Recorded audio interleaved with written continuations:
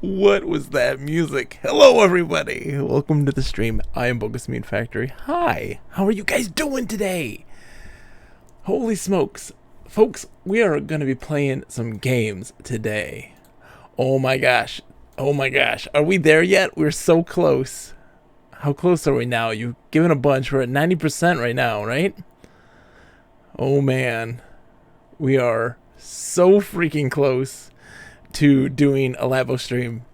I'm very excited. Very excited about that.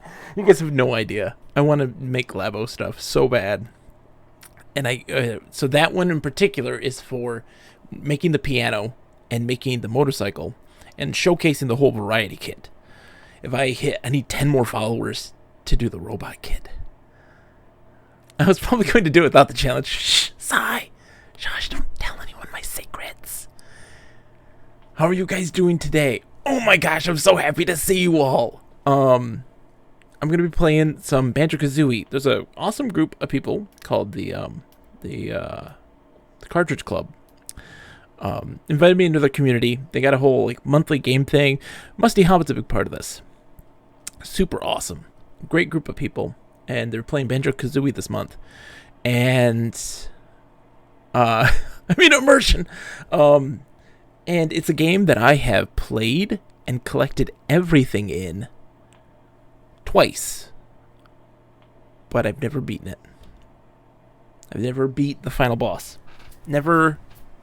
I attempted it once and didn't 100% it a long time ago as a kid. I've technically gotten to the end 3 times and never beaten the boss. I've never really even tried. So we're going to finish that. Tomorrow I'm probably going to play more Hellgate London. We'll see how that goes. And because we're getting close to finishing that game, so I want to get that done. But we'll get Banjo Kazooie done before the end of the month, and I think we'll be able to get that Labo squeak that in at the last minute. I think we'll be able to. That piano though is a 6-hour project. 6 hours it says it takes to build, and so we're gonna see how that goes. Anyways, we are going to jump right in. We're going back to the virtual bedroom. It's been some time since we've seen this beauty. And I haven't really done a Nintendo 64 in this yet. So we're going to also see how that ends up. Like how that's going to look in the end. So we're going to see how this goes. Let's see. How are you guys doing tonight? Man, I just missed. Because I would have loved to have been at the end of Key's stream there. I had my kids trying to get them to sleep, but it wasn't working. Round 2 Gaming, how are you? I hope you're doing well. Welcome to the virtual bedroom. You haven't gotten to see this yet. Oh, welcome to the virtual bedroom. This is a bedroom of my own design. I decorated this myself. It encapsulates all of my favorite things. This is a program called EMUVR. Uses RetroArch as emulation. And you get to decorate everything. You can have multiple TV setups with multiple consoles running simultaneously. It has full light gun support, including shooting off screen to reload. It's really cool.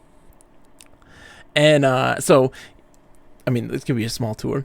I love Shenmue. It's one of my all-time favorite franchises. Landstalker is easily my favorite Sega Genesis game. Giant Panzer Dragoon fan. We just beat Panzer Dragoon 1 and 2 for the first time. It was a thing I couldn't beat as a kid. And we finally beat those 2 on stream in one go. It was really great. Beyond Good and Evil 2. One day we might get that game. The Never-Ending Story. Love that one. Teenage Mutant Ninja Turtle Sheets. No Man's Sky is also one of my all-time favorite games. Love it. Hey, Sai. Stop it. Stop it, Sai. Okay, I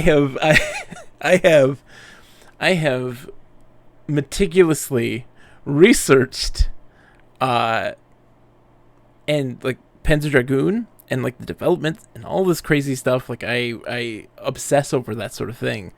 And so it's a game that I very much love, but I'm glad I finally got to finish.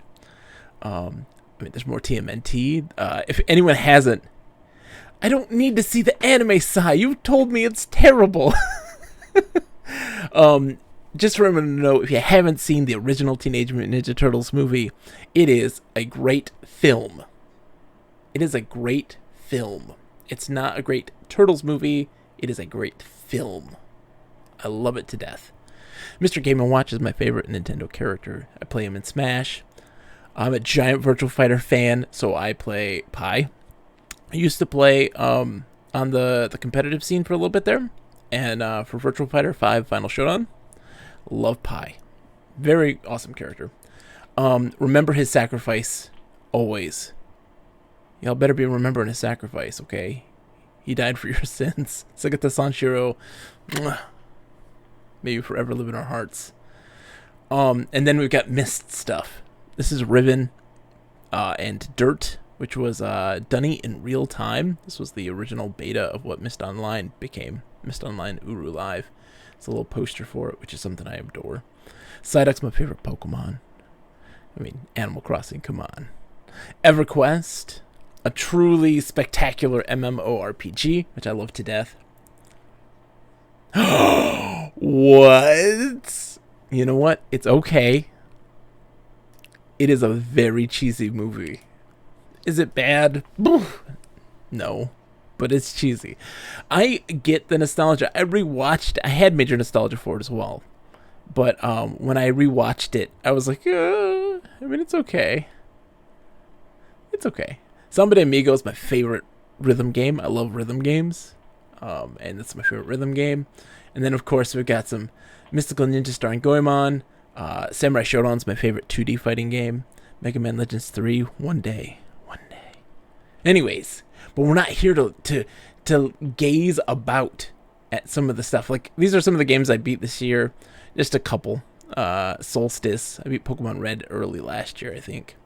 Quest for Glory 3. Snake Rattle and Roll was a big win this year. But we are playing Banjo Kazooie. Hey, MP the Great One, how's it going, man? Turtles 3 would have been a better episode of the cartoon than you know what? I think that's what they were going for. When you really think about it, that era of like pop culture movies, you know, comic book movies, and like cartoon movies and stuff like that, and video game movies were all very tongue-in-cheek, and they were really trying to emulate a live-action version of cartoons. You know, even like the Mario Brothers movies and stuff like that. So I feel like, you know, Turtles 1 was like, let's do the Eastman and Laird comics, like the original comics, and try to make that into a movie. And they took it really seriously, considering, right? Then the second one, they're like, that one was too dark and violent. Let's make it a little more kid-friendly. And then Turtles 3, they're just like, I don't even know. Let's just make it as silly as possible. Thank you. But what's really crazy, you ready for this, right? We're starting this game up, but you just wait. Watch this. You ready for this? The game realistically simulates the RGB grill patterns of the TV. They do it realistically. How crazy is that? How crazy is that? Let me know how sound is on everything. Make sure everything's level and good. That it's not too loud or anything. It sounds like it's a little loud. Turn it down just a tad.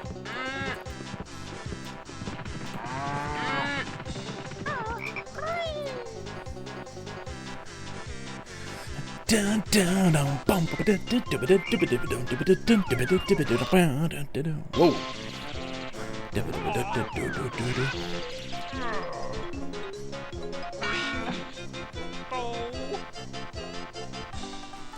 Sigh, the collectathon's not as big in Banjo-Kazooie. They go overboard in Banjo-Tooie. And they go super overboard in Donkey Kong 64. But it's not super egregious in the first one. Yeah, oh. This is my jam right now.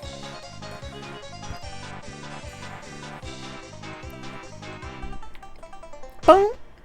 Alright, let's do this. I'm so excited.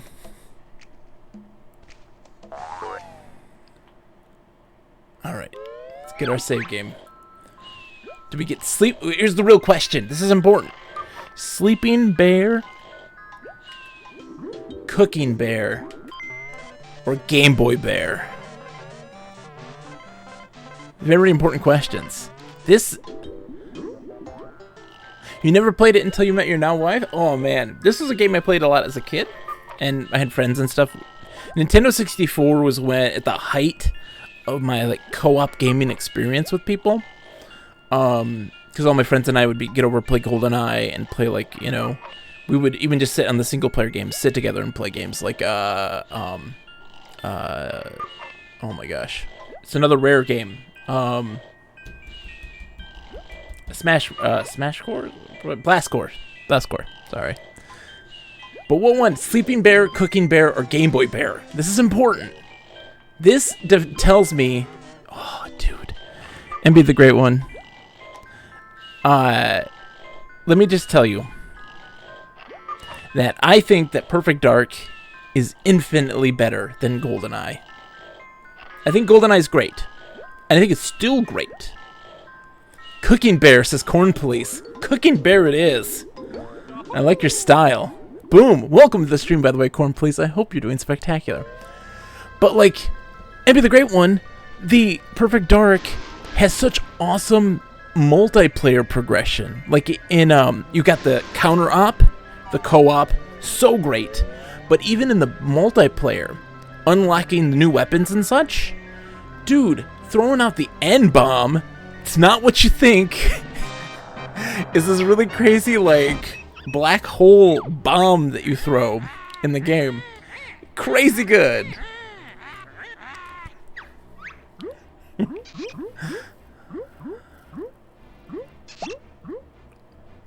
Yep.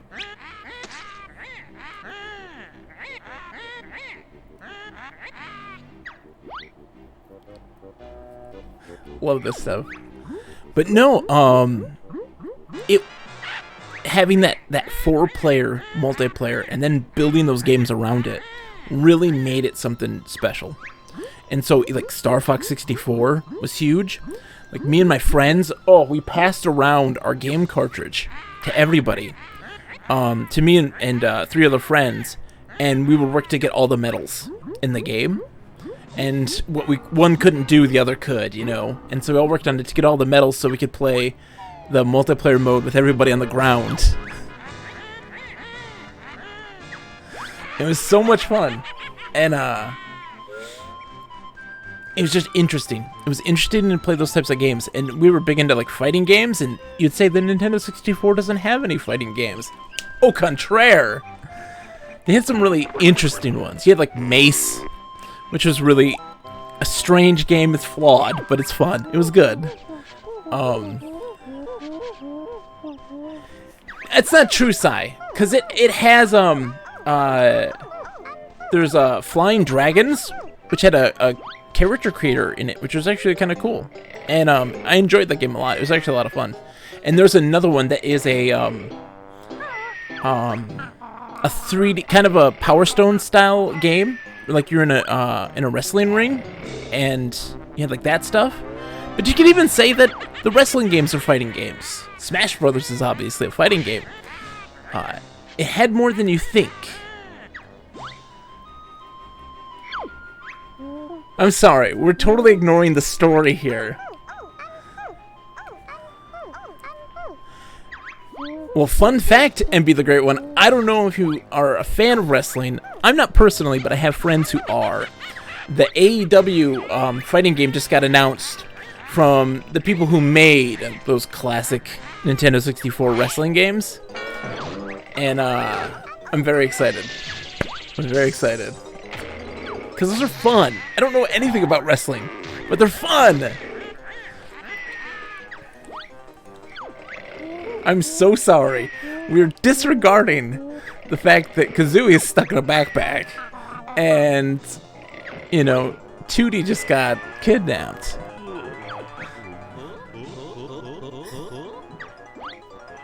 Should I do voices? Oh, Sai, come on now. Come on now. They're lovers. What kind of question is that? Of course they're lovers.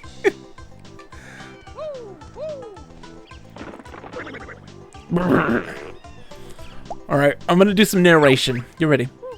Hey, listen up, I'm Bottles, the short-sighted mole. Oh, Banjo, well, this here's my buddy, Kazooie. Sure is a strange-looking buddy, Banjo. Can it talk? Better than you can, Goggle Boy. What was all that noise about? Where's my sister? Tootie. The ugly witch Gruntilda swooped down out of the sky and grabbed her. Calm down, Kiki. We'll get her back. Where did she go? She flew up to her mountain lair. It's really dangerous, so you'll probably need some training before you go up there. Press A if you want me to teach you some basic moves, or press B if you think you're already good enough. I'm pressing B. I think. Hold on, B.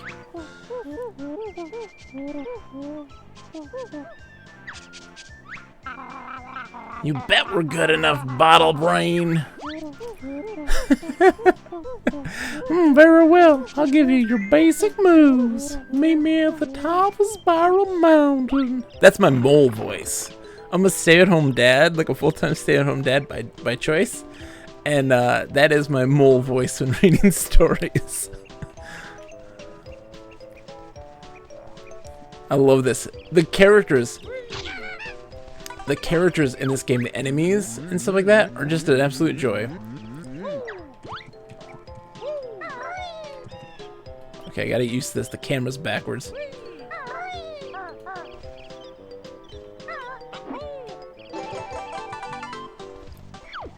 So normally Bottles would teach you the moves and stuff like this in these areas, and each one gives you a piece of this thing to increase your overall life. But we're kind of skipping all that. Oh man, the tombstone enemies. See, that's the thing, right? So, I haven't beat this game, but I have played it. I've played the snot out of it. Why haven't I beaten this game? I don't even know. I don't know what's wrong with me, but I haven't. I love so much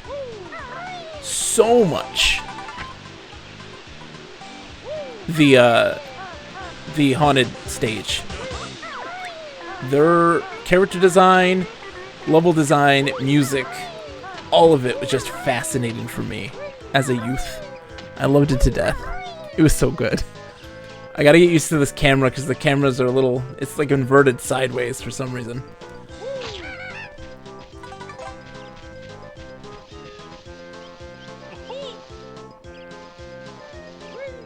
Need that talon trot like right away.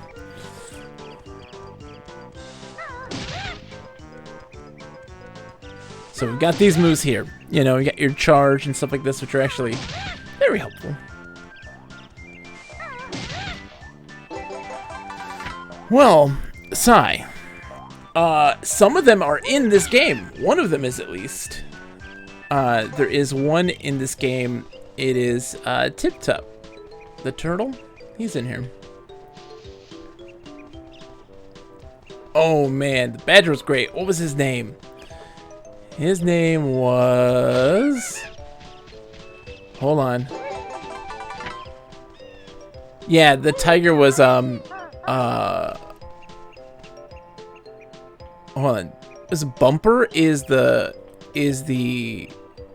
badger guy, I think, right? Bumper?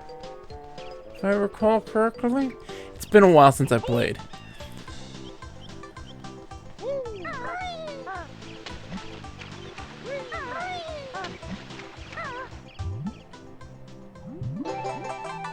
Okay, so I need one more. I think it's in a tree, right?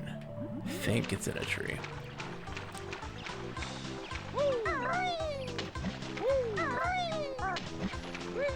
I was always a fan. I always played as the mouse. It wasn't the best decision in actuality. But we always, as a kid, we always valued, there it is. We always valued acceleration over top speed. And so we always play like Toad in Mario Kart or Princess Peach in Mario Kart. Now as an adult, I'm like, nah, we got it all wrong. It's all about top speed. You don't need acceleration if you don't, you know, if you don't ever go off the road.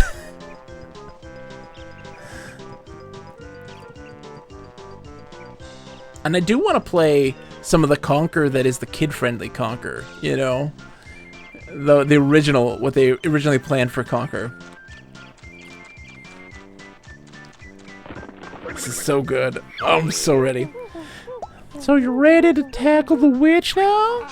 We sure are. Show us the way, Bottle Boy. Cross the bridge to enter Gruntilda's lair. Look out for me inside. Good luck. Yeah, there was the Conquer one that was on Game Boy Color that was wholesome, and there also was some Banjo Kazooie games on Game Boy Color too, which I've never played, but I hear they're actually pretty good.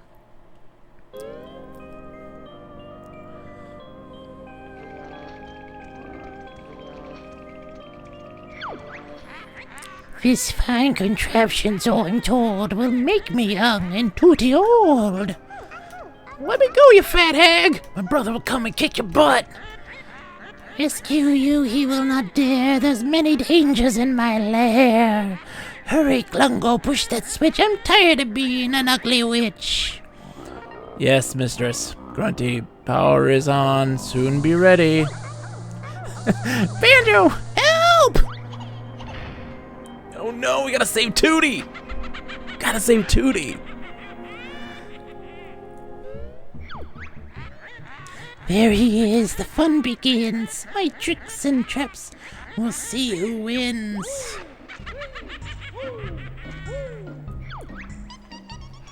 It's me, Mr. Gingy! Jiggy, not Gingy. Go give me a picture with a piece. Listen. Boom. Oh, man. Just the animations of collecting something in a, you know, Nintendo 64 platformer is just absolutely iconic.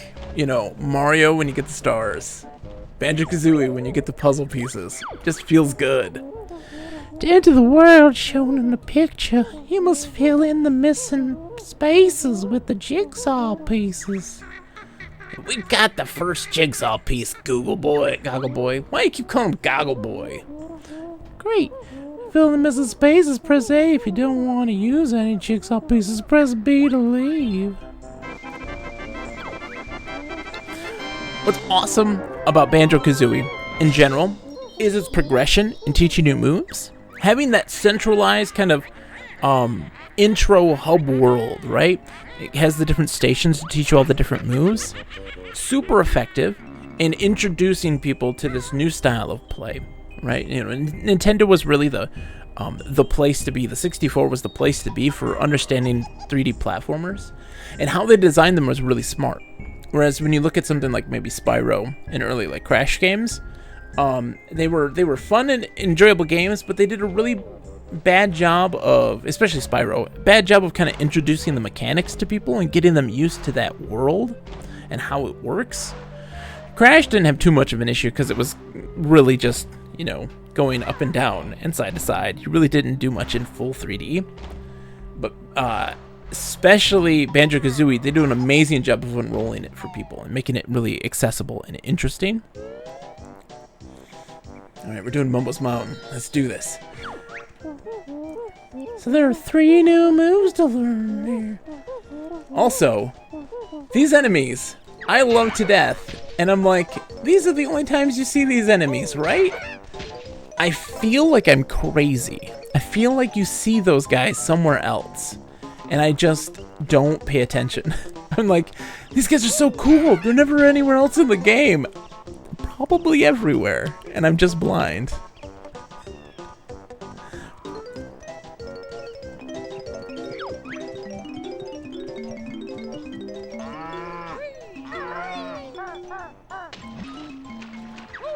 Yep, so we gotta collect the notes. There's 100 notes everywhere. Yippee, you saved me. Gruntilda's imprisoned 5 of us Jinjos on each world. Free us all to get a Jiggy. Okay, we got you, buddy.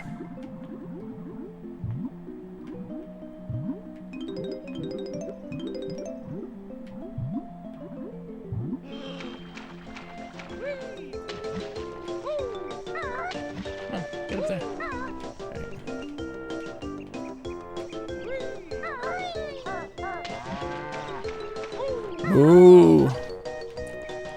I always, as a kid, I spent so much time doing this to the bull, trying to get him to die, because I was positive that you could kill him. Groar, this conga's tree may hit bear with oranges. So the goal here is to make him throw the oranges on the plates. And that's easy. You must search for 10 of us in each world. We'll help you progress through the witch's lair. When you're ready to leave this world, return to the star area and stand on the exit pad.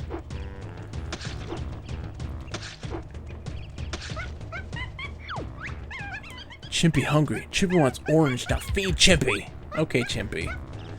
Chill your bits, Chimpy. I feel like it should be named Mr. Giblies. Mr. Giblies! Yum, oranges are nice.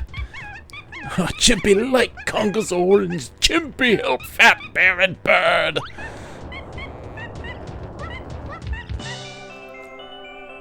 These things are so awesome in the zeitgeist of things too.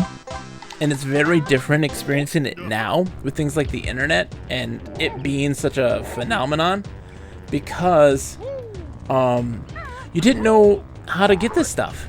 So you had to really like talk to your friends. You know, it wasn't so easily accessible, the internet and such at the time. Time for the buzzard to learn the ancient ways of the egg. Now I'm listening, beetle breath. Hold Z, then press the top C button to shoot an egg out your mouth. Hey, sounds cool. Anything else? Sure.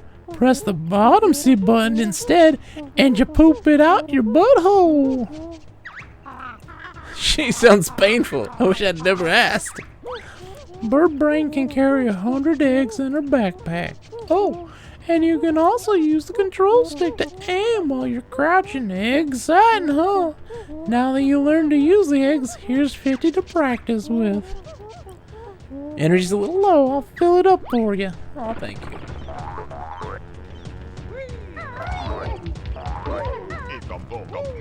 Ikambokum. Ikambokum. Oops. Oh, I don't know the move yet. I can't do that. Duh.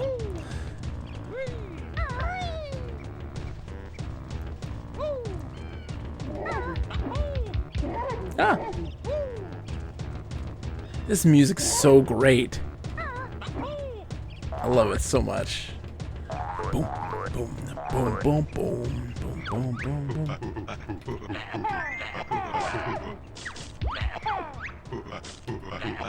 Oops.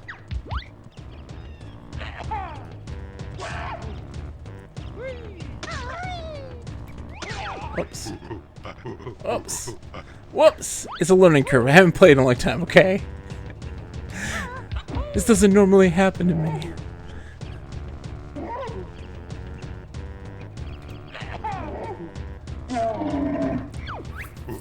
Ugh, bear beat conga may give prize to bear.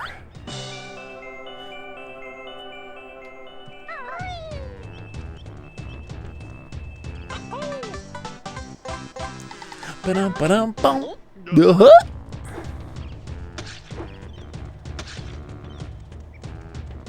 Okay, so next up, oops. Things a bit slippy, huh? Find me and I'll teach you how to get up steep slopes, big boy.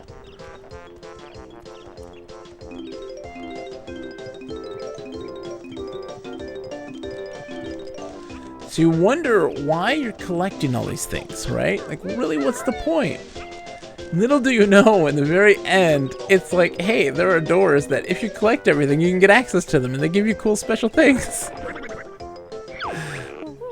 The Talon Trot will let Kazooie tackle steep slopes. That sounds useful. How does she do it? Hold Z, then press the left C button to continue. Hold Z while moving Kazooie around with the controls and go practice.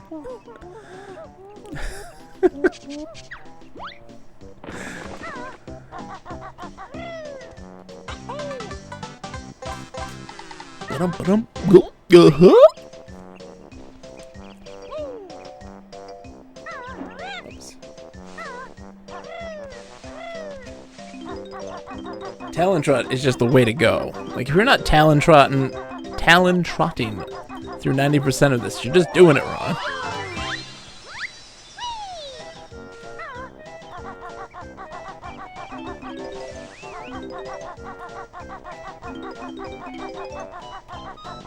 Come on, camera, work with me. Get the Jinjo. There we go. Yippee, you collected enough notes to break the first note door. Spell. I'm not doing that yet.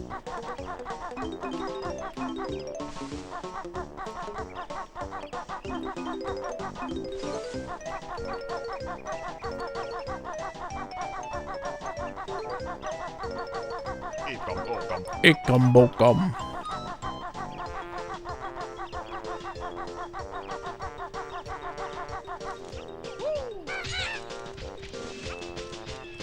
And just love how the enemies break apart. It's great. How the music evolves based on where you are. Yeah. 1, 2, 3, 4. Just how the game evolves with music, how the game evolves with new mechanics being introduced. All of it is an absolute masterpiece experience. It's truly something special.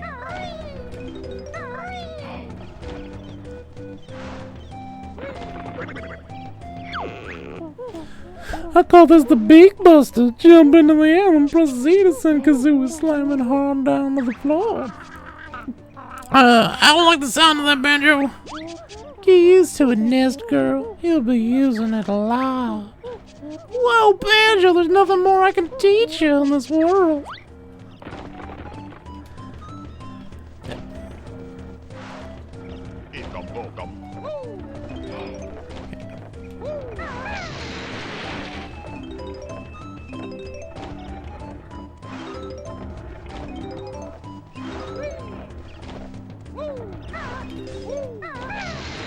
Whee!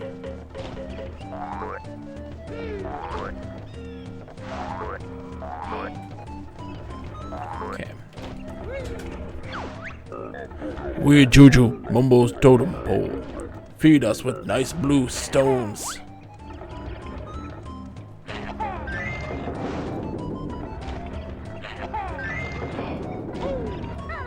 there one more? I don't know. I can't see from where I am. I think there's one more. Oops. Oh. Yeah.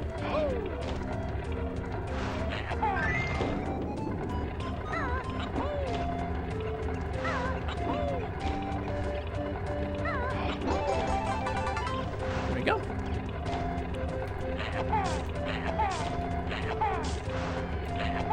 Come on. What? There we go. Boom, boom. Ba-dum, ba-dum, boom. Uh-huh.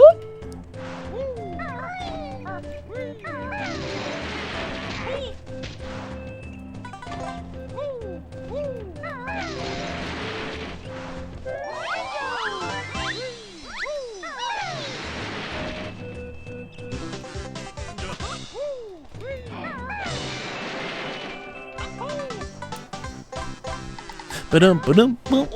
Uh-huh. All right. Uh-huh.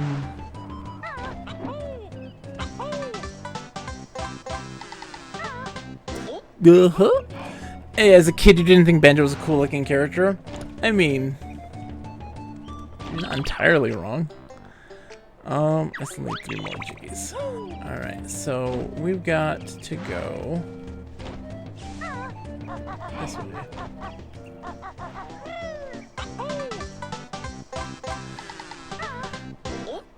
Yeah, see, I still had that childlike innocent and wonder. I loved it. I ate this stuff up. I wasn't a big Nintendo fan. This is really the system that started me enjoying Nintendo stuff, I was always a diehard Sega kid. Always a diehard Sega kid. But, like, my cousin got a Nintendo 64, and seeing Mario 64, I was like, this is amazing. This is absolutely spectacular. And so I was hooked in a big, bad way. And the rest is history.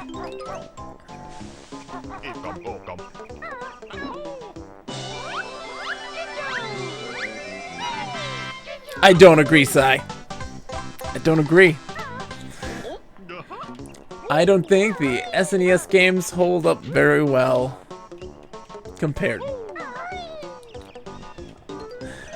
I'm weird, I know, but I don't think A Link to the Past is very good.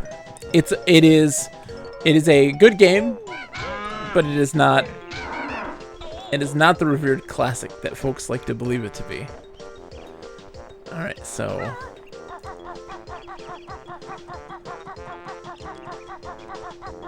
going to transform now.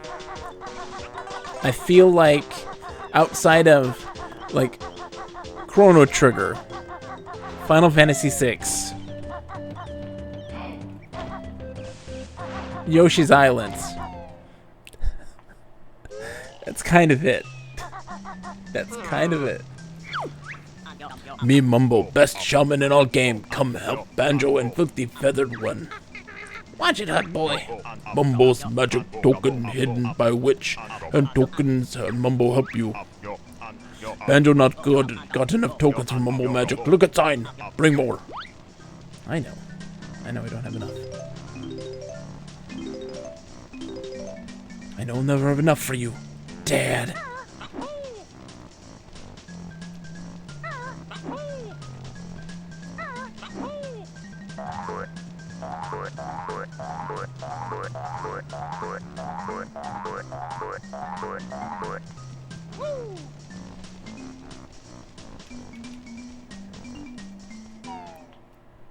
I'm an odd one, Sai. It's true. I take full responsibility for the level of oddity that I have.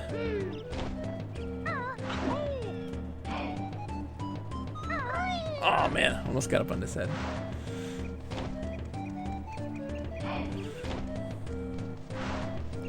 I feel that nostalgia drives everything. You know? Nostalgia drives 100% what we consider to be good and not good. Oops, there's the last token. Give me that token. You come, Bokum, give me token. Oh. I'll try my way up.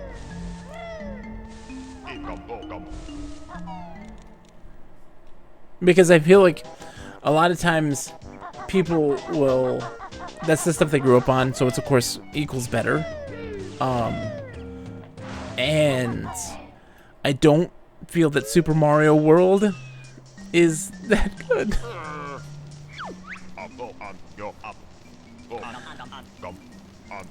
It depends on the game though. So like Streets of Rage holds up.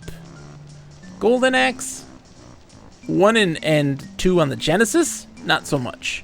Golden Axe Revenge of Death Adder on the arcade though holds up. I would say that Altered Beast holds up because it's a translation of its arcade game, but it's a simple game, but it holds up. I think that the gameplay is solid on something like that. Kid Chameleon doesn't hold up, but Shining Force holds up. Shining in the Darkness holds up.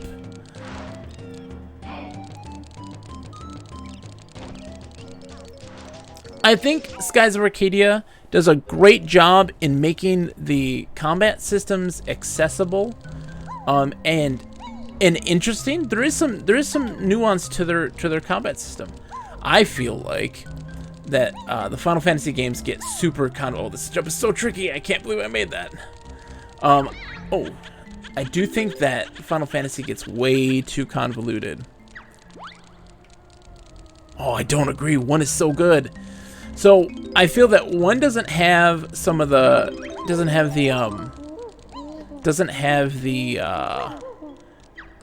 Shining Force 1 doesn't have the quality of life that Shining Force 2 has, but it's a much better music and a much better quality of life. Not quality of art design. Sorry, my brain is frazzled as I play. Has much better art design and music, and I think that it's just overall presentation visually is better. There we go. Look at that. We got everything.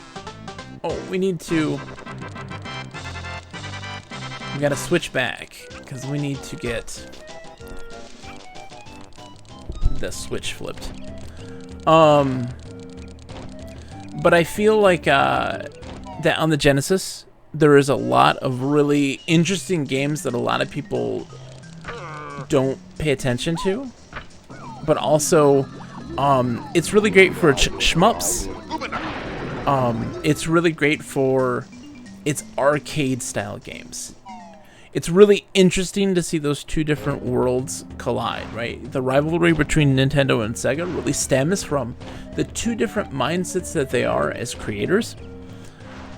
I've talked ad nauseum about Nintendo being a toy company, and that's how they make their games. And Sega is an arcade company. They build their games and their hardware arcade first and foremost as the primary factor of its design. So they wanted to create a very faithful arcade experience with the Genesis for what they could, right? Saturn, very different experience. Dreamcast, very different. But they were very much building it off of the architecture of their arcade games. And so you see a lot of the side-scrolling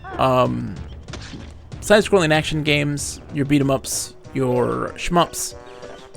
Those things really take precedence in the Genesis library, at least, as being some of its major key games. Space Channel 5 is strange. So when I first played it, I was terrible at it. What happens is you have to get I think Knights is really good. I think Knights is really good for a variety of reasons, but it also still has that arcade game mentality. I gotta go back and become the termite to get that.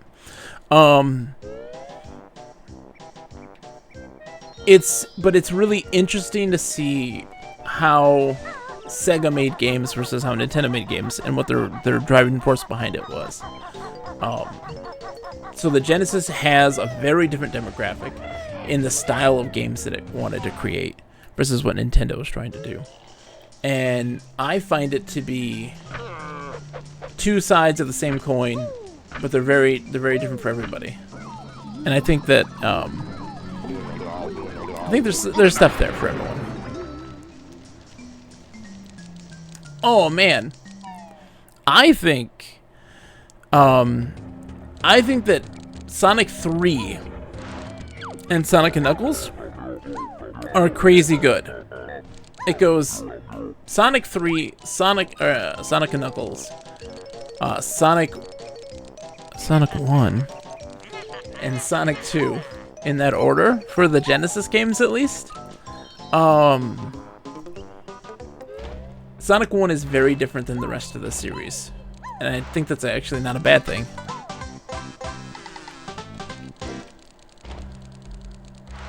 Yeah, and then they got ridiculous after that, right? So Sonic CD, I used to think was really, really good. It has some cool ideas, some really cool ideas, but its level design is a mess. It's an absolute mess. But it does some really cool stuff that I wish we could see more of. Right, the time traveling and how that affects level design as you play, really interesting actually. These are note doors. You need so many notes to get through. Yay! Exactly. And my favorite Sonic special stage comes from Sonic CD. I really enjoy the UFO destruction, and so I was really happy when Sonic Jam came out that that it was that still.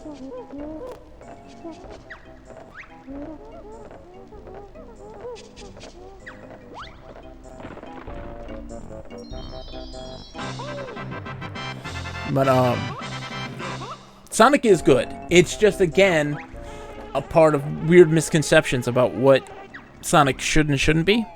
A lot of people always like Sonic's always about going fast. It's not about platforming. It's very much about platforming.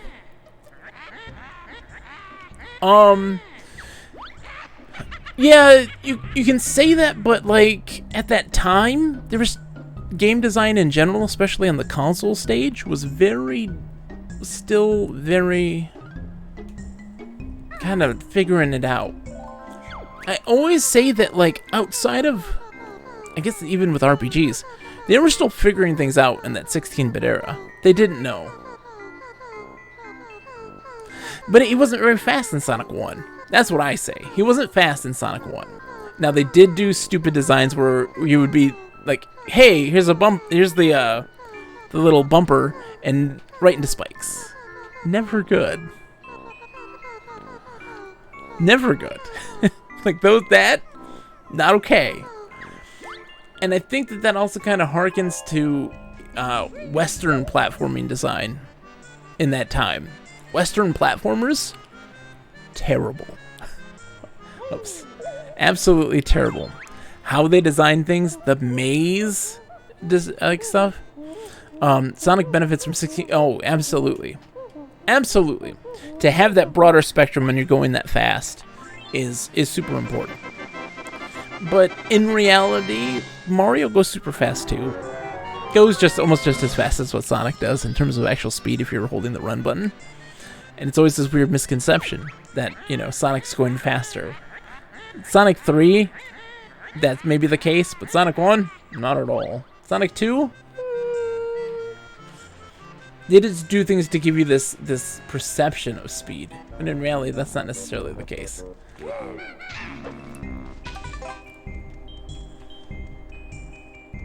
Yes, I would say that that's true, but part of Sonic's draw was more physics based in that regard. I think it was intentionally meant to be more in that regard more physics based. So like bouncing off of things and stuff like that seemed to be more kind of the point and draw of Sonic, which is why something like Sonic Spinball was such a no-brainer, because it was always kind of intended to be that way, about bouncing around. And that can sometimes lead to being less responsive. Absolutely. Oops.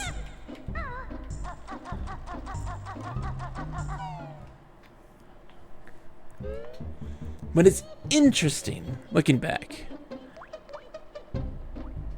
Only cute, yeah. Oh man. Sonic Spinball is hard. But like, come on now. Have you played Kirby Spinball on the Game Boy? That stuff is impossible. It's impossible. Oh, it'd be so good. It's so good. I love the idea of Sonic Spinball. Pokemon Pinball's really good. It's a lot of fun. Kirby's Pinball on the Game Boy is ridiculous. I played a lot. Pokemon Pinball is one of those games that, like, it works really well on the phone. Because I have, I played it on the phone. I emulated it, and it works really, really well. Pinball games work really, really good on phones for emulation. And so I played a lot of that. You know what, Sai? You're not crazy. I was talking to, on Kegla's stream when she was doing her golf stuff. I really want to talk to her about Poke Park. I don't know if you've ever played Poke Park, Sai. I love Poke Park a lot. Like more than a human being should. You've seen her play it? Has she played it? I don't know if she's played it or not. Dun, dun, dun, dun, dun, dun, dun, dun, dun, dun. Hey, this Nipper's Beach. You find nothing without Nippa's help. Help us then, crustacean brain. Cheeky bird need feathers clipping. Oh yeah? Just try it, shellhead.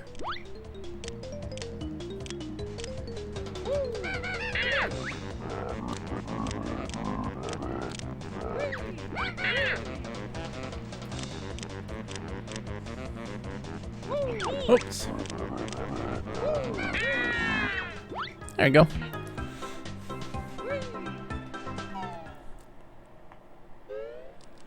Yeah, but I really do as well. I dig Pokemon in general, but I always find that the spin-off games are really something else. There's not some good ones like Pokemon Dash. Oops. Oh, come on. Oh, don't die on me. Banjo, don't die on me, buddy.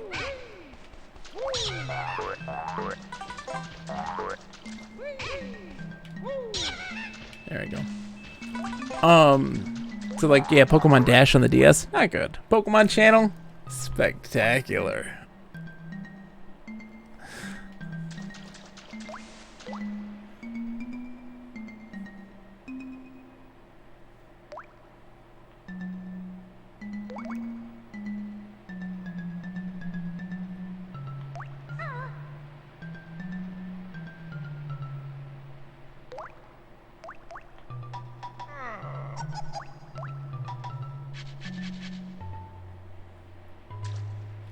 I kind of had that same feeling for Dragon Quest. It's hard for me to play a Dragon Quest game, but the spin-off games, that's where it's at. Builders, Joker, the monster one. They're early DS games. The Dragon Quest spin-off games on the early DS were super good. Slime, yeah. Rocket Slime? Is that what it's called? Rocket Slime? Yep. And I really want to play the one on the Wii. I know it's not going to be good, but I really want to play it. Oh my gosh.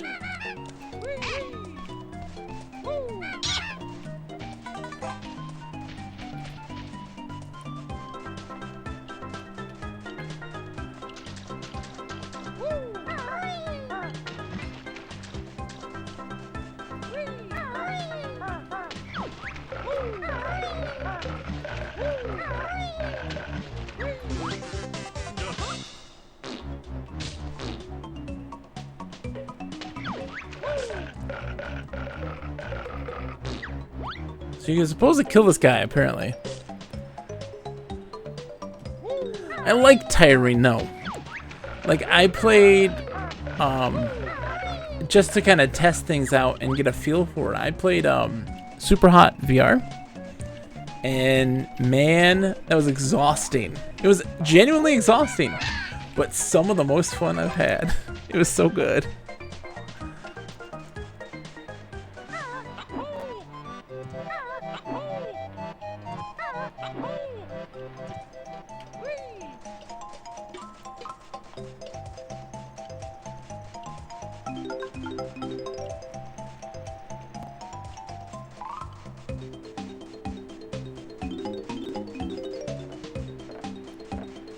Yeah, as is the case with all the early Wii stuff, until they had the Motion Plus, Waggle was a little off. Oops. That's okay. We're just gonna jump onto this. Is that guy? Where's the tree? This is the tree? Waggle was rough on early Wii games. Pointer games were good. They did a good job with that stuff, like Elebits and stuff like that, the early stuff from that. Alright, you'll reach new heights with my shock jump spring. Does Kazooie do it? My legs are tired. Don't worry, the turkey does all the work. Simply stand on a shock jump disc, then press and hold A. Was there an Elebits DS game? I did not know this. What's that like?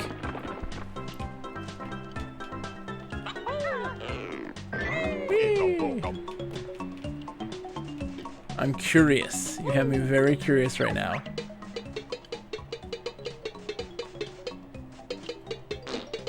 Just gotta crap out some eggs into this bucket. Don't mind me. Really? Interesting.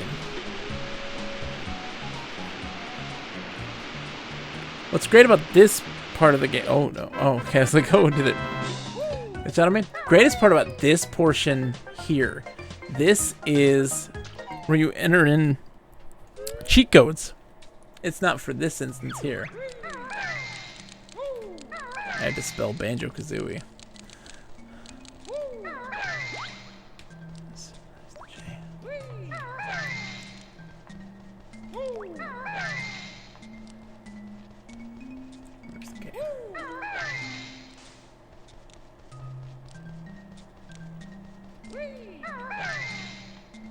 Z, come on, Z.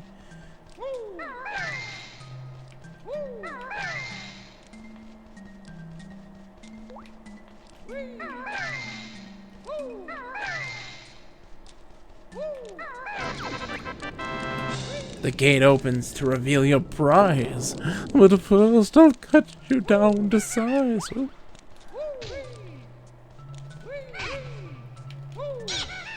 Good job, dude. You did a great job cutting me down to size. Ba-dum-ba-dum-boom. Uh-huh. Oh. Do not forget your notes. That's gonna be the hardest part for me. My brain kind of goes on autopilot to get the jiggies, and I forget about the notes. And of course, when we get into the latter stages, I'm gonna forget so many notes. Can I get up there? I think I need to fly now. Can I get up there? Oh, so close. Nope. Okay. So I can get up there from the bucket, I think. Man. Science good. I'm glad you're here to chat about video games right now. I love talking about them. It's my favorite thing. Okay, ready? Come on. There we go.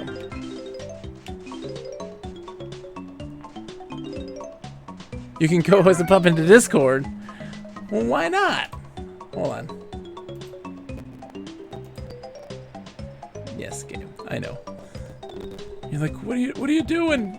I'm an old computer. I can't handle this.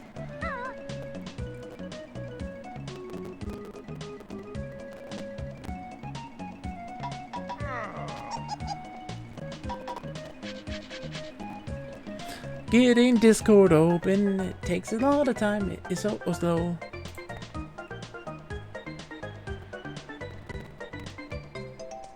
Oh.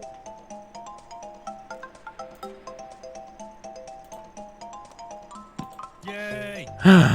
Hello, Sai. How are you, sir? Can you hear me now? Hold on. I'm going to turn down this game a bit here. 1 second. Let me see if I hear myself on this. Hold on. Test. I would need to change my audio settings. 1 second. Sound mixer. No worries. And watch as my game is like, what are you doing to me? The game looks fine. Okay. Turn this down just a tad bit more. Then I can up this so that you're better audibly heard. Perfect. I think that's good. Hi, Sai. Test. I hear you. I'm not on the stream. You're not on the stream? Oh, there we go. Okay. There we go. I can hear you. Hello. How you doing, Sai? Yay. What you up to? Sega's not that great, but I love Sega. That's blasphemy. Sega's the best. They both offer two unique things. They're very distinct in their execution of game design. I love Sega because they're all big ideas, or like different ideas, but then I don't think their execution's the best. The Saturn is a very strange beast, within which I think is them in their prime. The Saturn and the Dreamcast are really when Sega was a unique creation where they were making very, very fascinating and very risky games, but they were designed very interestingly as well. I love them to death. I agree. Bug is amazing. Hey, Bug is amazing, okay? Bug is amazing. I think Bug's okay. I've only ever played the demo. Yeah, it was, I mean... Bug 2, it had to do with an afro. The thing about Bug is that, like, it was, you know, the first quote-unquote 3D platformer, even though it wasn't, but that's what it was, like, done as, and it was, you know, that was their concept of what 3D platforming is going to be, and then Crash Bandicoot came along and completely altered that perception. I think me and you need to evangelize Bug. Like, we need to be the Bug fans. Bring Bug back. Yeah. Screw that Gex guy. No one talks about Bug. We need some bugs. Yeah, we need Bug and Clockwork Knight. Dude, Clockwork Knight's spectacular. Although I have found that the Clockwork Knight fandom is a little weird. They're a little strange.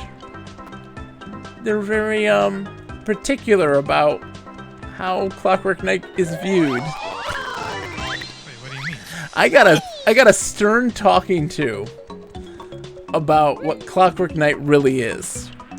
Cause I was like, I just played this game. It was amazing. And what's interesting is its fusion of art direction and music. And it's this great big celebration, and it implements all these different kind of musical stylings that are really, you know, fascinating and weren't common in games at the time. And you didn't really see that style of music until, you know, Nintendo, Wii U, Nintendo Switch era. And there's this great big commonality there about this celebration of games, use of like jazz music and stuff like this, and samba, and how it's very modern Nintendo. And they're just like, no, Clockwork Knight is nothing like that. It's nothing like that. And I'm like, what? No, it really is. Are we like, what? I was very confused. It was like, no, you. The closest thing to Clockwork Knight would be like Chibi Robo. Yeah. Not even just because they're toys, but because of like, just the thematics behind everything. The quirky nature of the design in the world, yeah. Pretty much. But it was very interesting. Now it's canon. Shared universe to me. Yep, it's happened. But it was really weird to get like pushback from people like, no, like, oh my god, I cannot believe you said that. Are you insane? Like, what? Are they pro? No. Clockwork Knight? They're pro Clockwork Knight. Yeah, this was the Clockwork Knight like fans. We're talking about Fans or fan? Fans. They have a following. I mean, I understand why it wasn't looked at fondly at the time because we didn't want, or people didn't want 2D stuff, and also it was short. Yeah. So I can't imagine paying full price for it. Yeah. That's it. You know. Now it's very different though. We want short. Like we like that pacing now. It's very different now. It's so weird to think about how much Japanese RPGs completely changed how long a game is supposed to be. People are like, hey, that Dragon Quest game on PlayStation is 300 hours long. That's how games should be. It's like, I mean, I can't blame them just because of how much games used to cost. yeah, it's true. You had like we were paying like $90 or $80. Fantasy Star 4 was there no $100. standardized pricing. Nope. Yeah, so I can imagine like you better get your money's worth, especially in like $90s. 90s bucks. It's like bison dollars, right? Yeah. And then only when Sony arrived, that's when like standardized pricing was the thing. Yep. It's interesting. It's interesting. Let's see. Okay, so let me see here. I believe in the Monkey Island way of buying games. Don't buy a game over $20. Wait, was Monkey Island $20? I don't know, but that's how that's the line in the game, right? Yeah. I don't know how much it was. I got Monkey Island in a collection, which was like $20 for $20 or $30 for like a bunch of games. They were like the LucasArts archives. Yeah, like the CD that had all the like the first first 3 Monkey Island games. Yeah. That's how I got them. That's how I got to really experience them, because I was introduced to them on the Sega CD, like the first Monkey Island game on Sega CD. Sounds rough. It's not. There was only one thing in particular that was rough, and it's an early puzzle in that game where you had to like kick a board, like stomp on a board, to get the seagull to get away from something that you needed to get to. And so it's timing based and having, to use the D-pad as a cursor. Any of the timing based ones. Yeah, not fun. Those good times, but yeah, I really got into it when I got to Monkey Island has a really weird history with consoles. Like, remember when Monkey Island 4 was on PS2? Yep, I do very much so. That was at the time when LucasArts. That's why it had tank controls? Yep, same thing with Grim Fandango was supposed to be. It was supposed to get ported to consoles, and oh no, Grim Fandango, was it on the Xbox? PC only. Was it? Okay. But yeah, they moved to the tank controls to make it more accessible to console users at the time. It's really interesting to see, because like so you had Monkey Island on the Sega CD. The Genesis and the Sega consoles, the Sega CD was really about. There was a faction of people that were really big into porting PC games onto it. You had EA, which was porting like Buck Rogers, and King's Bounty, and Star Control, and that's really interesting. And then on the Sega CD, LucasArts put out Monkey Island, and you had Origin doing Wing Commander, and then Sierra was they were working on putting out pretty much their whole catalog of modern adventure games on there. So they were working on getting everything put on there. Didn't happen. They ended up putting the kibosh on it.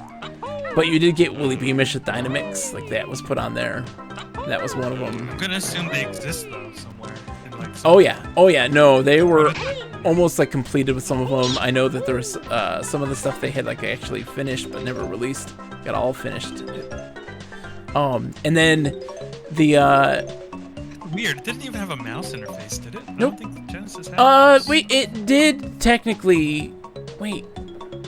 No, I was thinking, because I thought like maybe Snatcher did, but no, that was Police Nuts that had the mouse interface. Yeah, I don't know. I don't know what compelled them to think that that was the best idea. It's not. I would see that. I understand that from like a corporate perspective. You're like, hey, we have this other untapped market. These console gamers who have never experienced our titles. And now we have a venue to actually publish them on there. Yep. And then the PlayStation 2 era. Realizing console gamers don't want those type of experiences. Yeah. PS2 happened, and that was another big. That was like the next time that they wanted a big push on that stuff, because then you had. Yeah, there was the Konami one. Yep. Shadow of Darkness, is it? No. That was an adventure game. I was trying to think. There was also the Myst games. Myst 4 and Myst 3 were both put onto consoles. Let's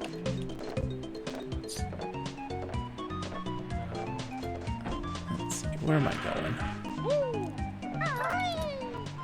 Yeah, Myst 3 and Myst 4 were on the consoles. You had Monkey Island 4. Shadow of Destiny.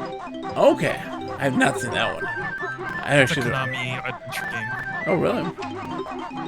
Came And out on PC as well. then of course you had Morrowind on the Xbox was huge. Symphonic Retro, how's it going, dude? What's up, Symphonic? Look. Sai. Burp, burp, burp, burp. Yay. Cat blubber. You gotta do the burps for this. You gotta start burping in the microphone really loudly. There you go. Oh, there we go. Oh. So he's lost his treasures. They're in the boat. That was gross. How's it going, by the way, Symphonic Retro? I hope you're doing well. Okay. Down, my friend. Sakanako! How's it going? Sakanako! We're playing some old school Banjo Kazooie. I also found this is interesting too. The Nintendo 64 has gotten a lot of hate lately. A lot of people, a lot of people in the retro community just don't like the Nintendo 64. Oh, well, yeah. Why though? Why? It's great. What's wrong? I think a lot of people got burnt out on the N64 for not like providing games at the time.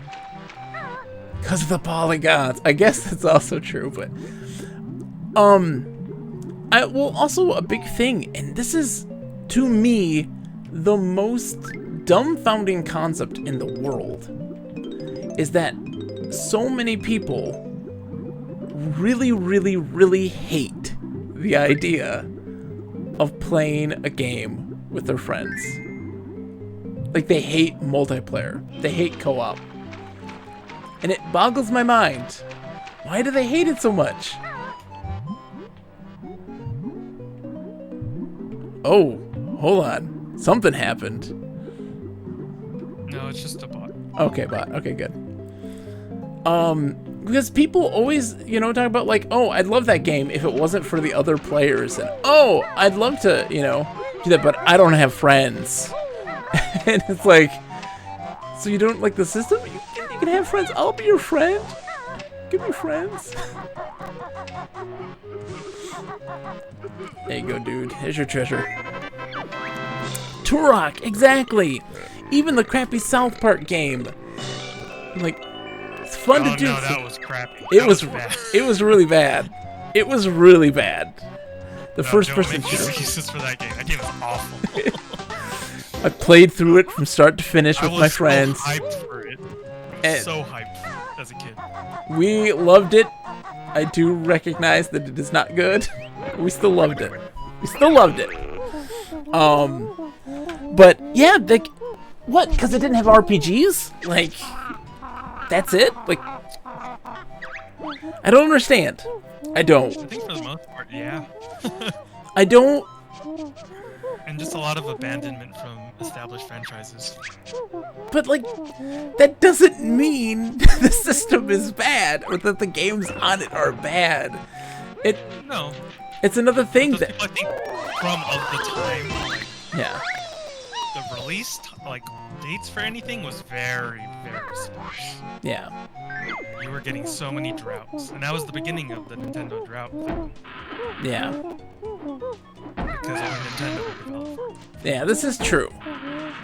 But I find it so interesting how just like how people's like perceptions and prejudices get in the way of enjoying something, because like it didn't have fantasy or Final Fantasy, so it's bad. It's like, no, it still had great games. It still had so many fun things, and again, this is very much the Sega thing. People are like, oh, well, like you say, like Sega doesn't really stand the test of time. The Genesis doesn't. There's not as many good games. It's just very different games. 64 has very different games. It's not bad. It's just different. So you had your co-op games, and it brought back the first-person shooter, into the it brought the first-person shooter into the console era, and it made party games like a real thing. Mario Party, huge. Chef's Love Shack. Mario Party. Oh, Mario Party's so good. You take that back. I love Mario Party. I've played Mario Party. I have experience. Look, no. You learn to appreciate Mario Party a lot more when you've played a little game called Sonic Shuffle. Well, yes, but I don't think any of those games are good. I love it. I love party games. Because I love the animosity. I love the... Oh, jeez! Oh, no! Oh, I almost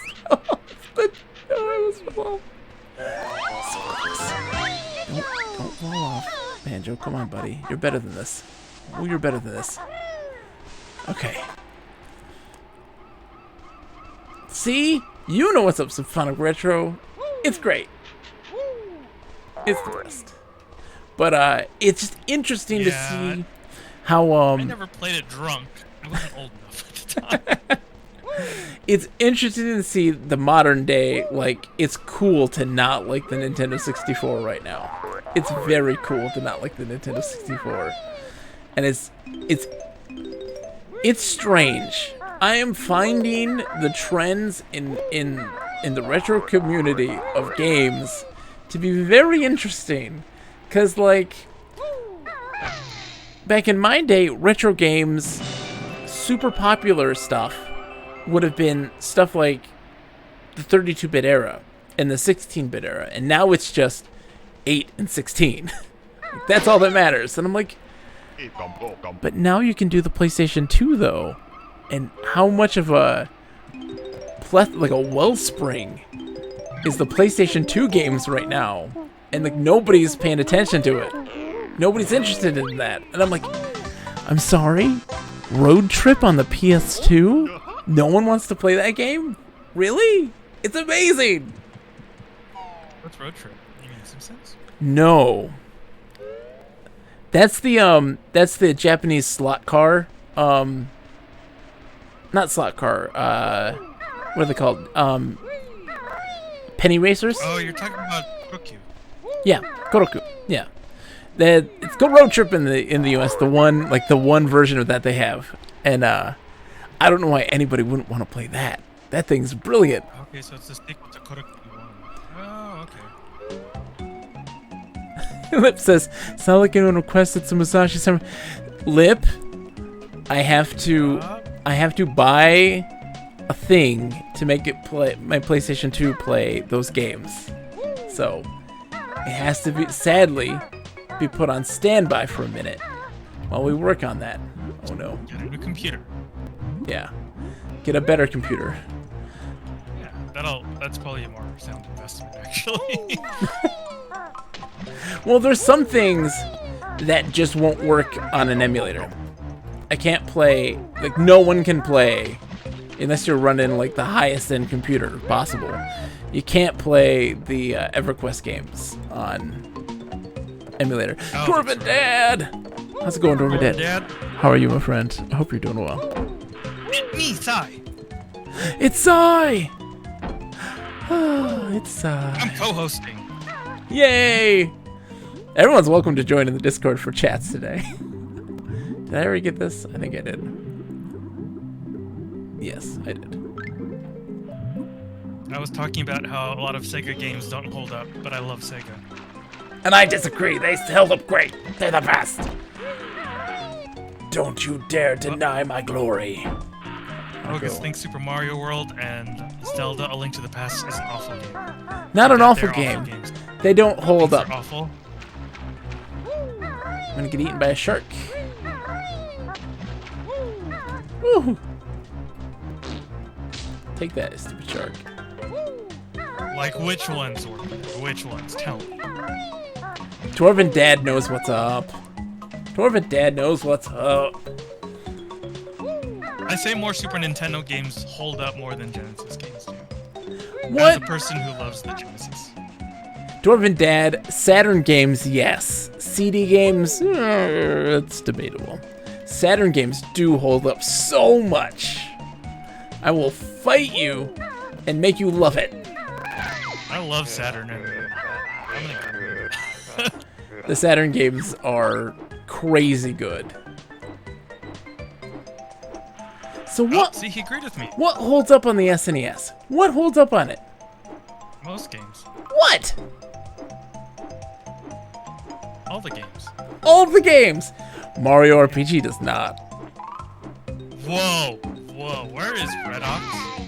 I enjoyed the game. It is a fun game mechanically. It is a not fun game story-wise. The story is boring. It's boring, and like there's like fun little jokes, and it's very animated and colorful. But the mechanics are what makes that game fun. Link to the Past, overrated.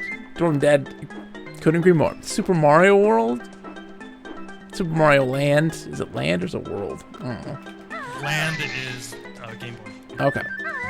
Overrated. Yoshi's Island. Super Mario World is amazing. Yoshi's Island holds up. That's an amazing game. It is. But Land or World is crazy. I will give you Chrono Trigger. I will give you Final Fantasy VI. Although I've never played Final Fantasy VI.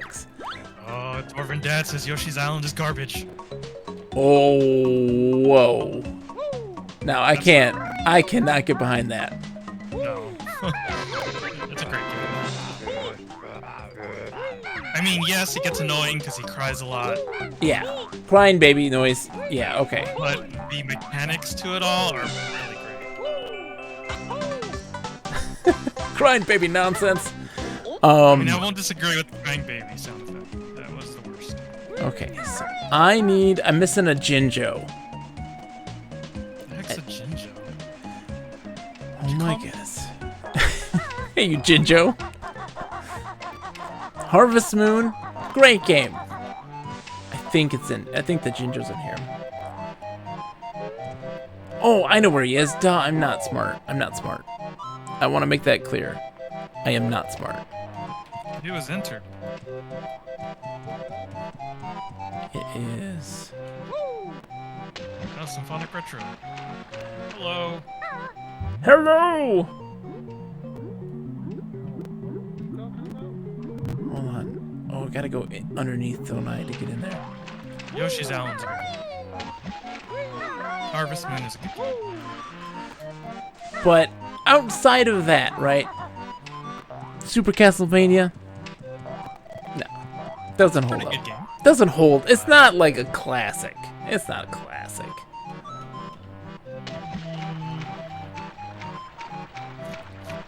Come Just on. for the music alone, I think it's a classic. The music alone. Okay. I gotta admit, the SNES soundtrack is I hard no. disagree. I didn't say Genesis is bad. The Super Nintendo music on the Super Nintendo, it's somebody farting underwater. What? No. Yes. Yeah, I love Genesis has interesting sounds, but I don't think it's better than the Super I Nintendo. love listening. Especially in terms of entire like composition of like all game music. SNES music is way better than Genesis music. It is great compositionally, yes, but it is not great on the SNES. I cannot hear you, Symphonic Richard. You're very quiet. Hi. I will agree. I'm on Team DD on this one. That's yeah. So with the reason for that, Dwarven Dad, is because the American developers always just use the default sounds that were given to them with the dev kits. That's not our fault. That's their fault. Yeah. I forget where the other Jinjo is. Is he hiding behind a rock somewhere? I have everything except for the last Jinjo. Is there no like hint system? Or No. it's all pure exploration. The Jinjo is hiding. Oh, I know where he is. I remember. Okay, he's under there. I see him. So if you didn't remember, you just have to scour the entire island constantly. Yeah, for the most part. This is tough, by the way. Get ready. Okay.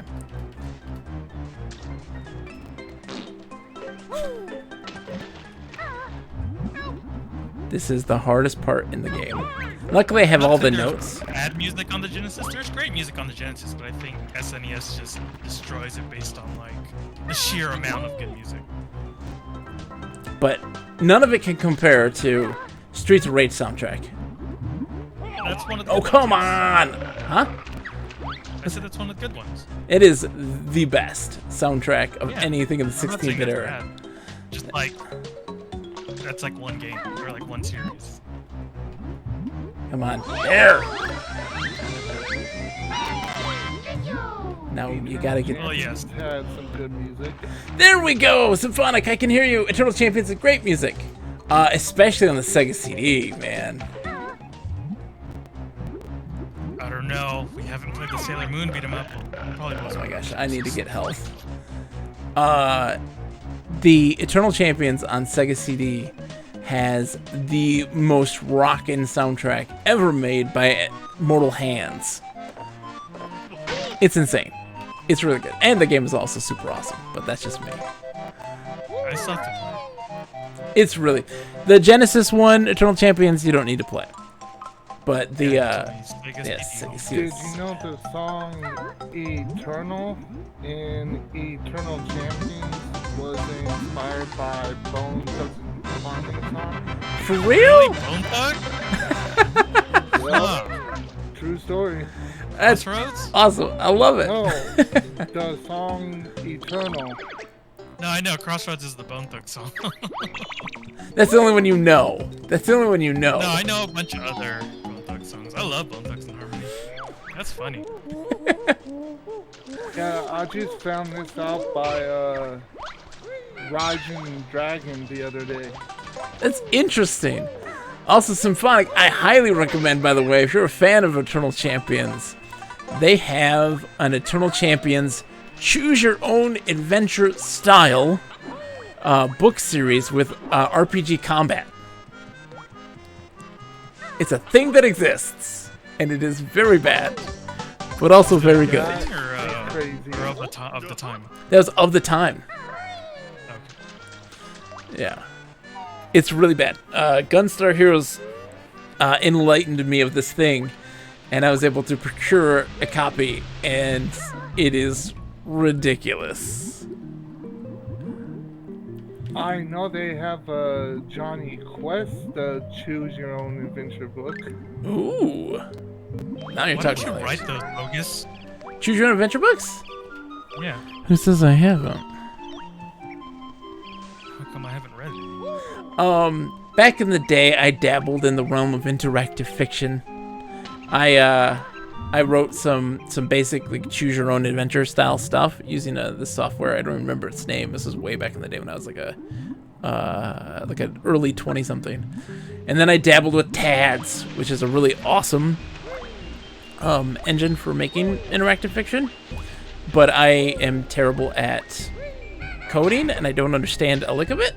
So like, I made a game that was akin to Animal Crossing, that was a coming of age story, and like trying to make a kid making a name of yourself and going to the city, and there's these anthropomorphic animals, and there's a train sequence I made.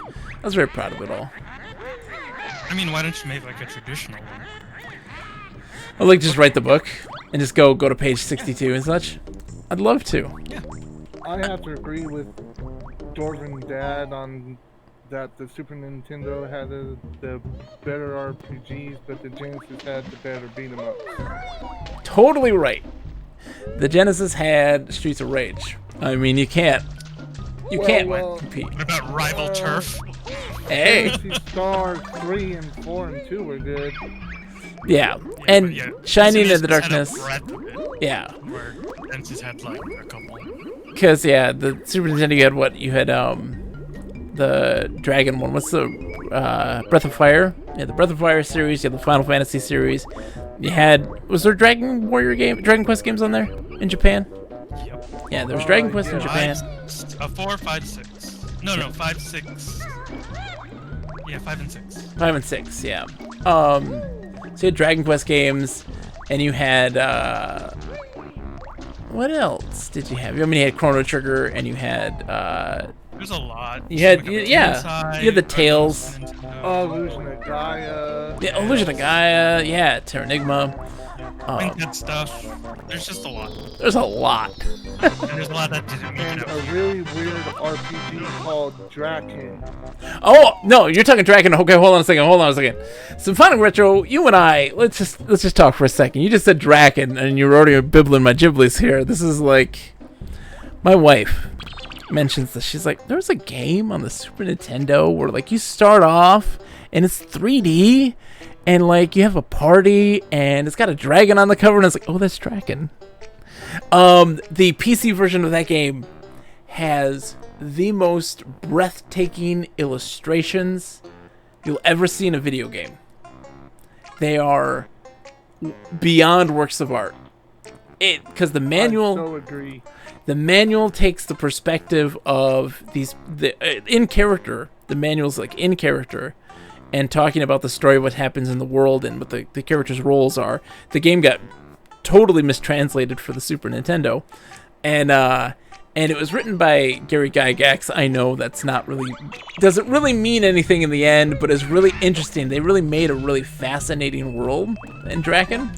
I never beat it yet, but that is heavy on my list. I do own it on GOG, and the manual is, mwah, the artwork is some of the best you'll ever see in any game ever. It is so insanely good. Anyway, sorry. Let's switch to Draken. Hungry beat the sequel. Huh? Hungry beat the sequel.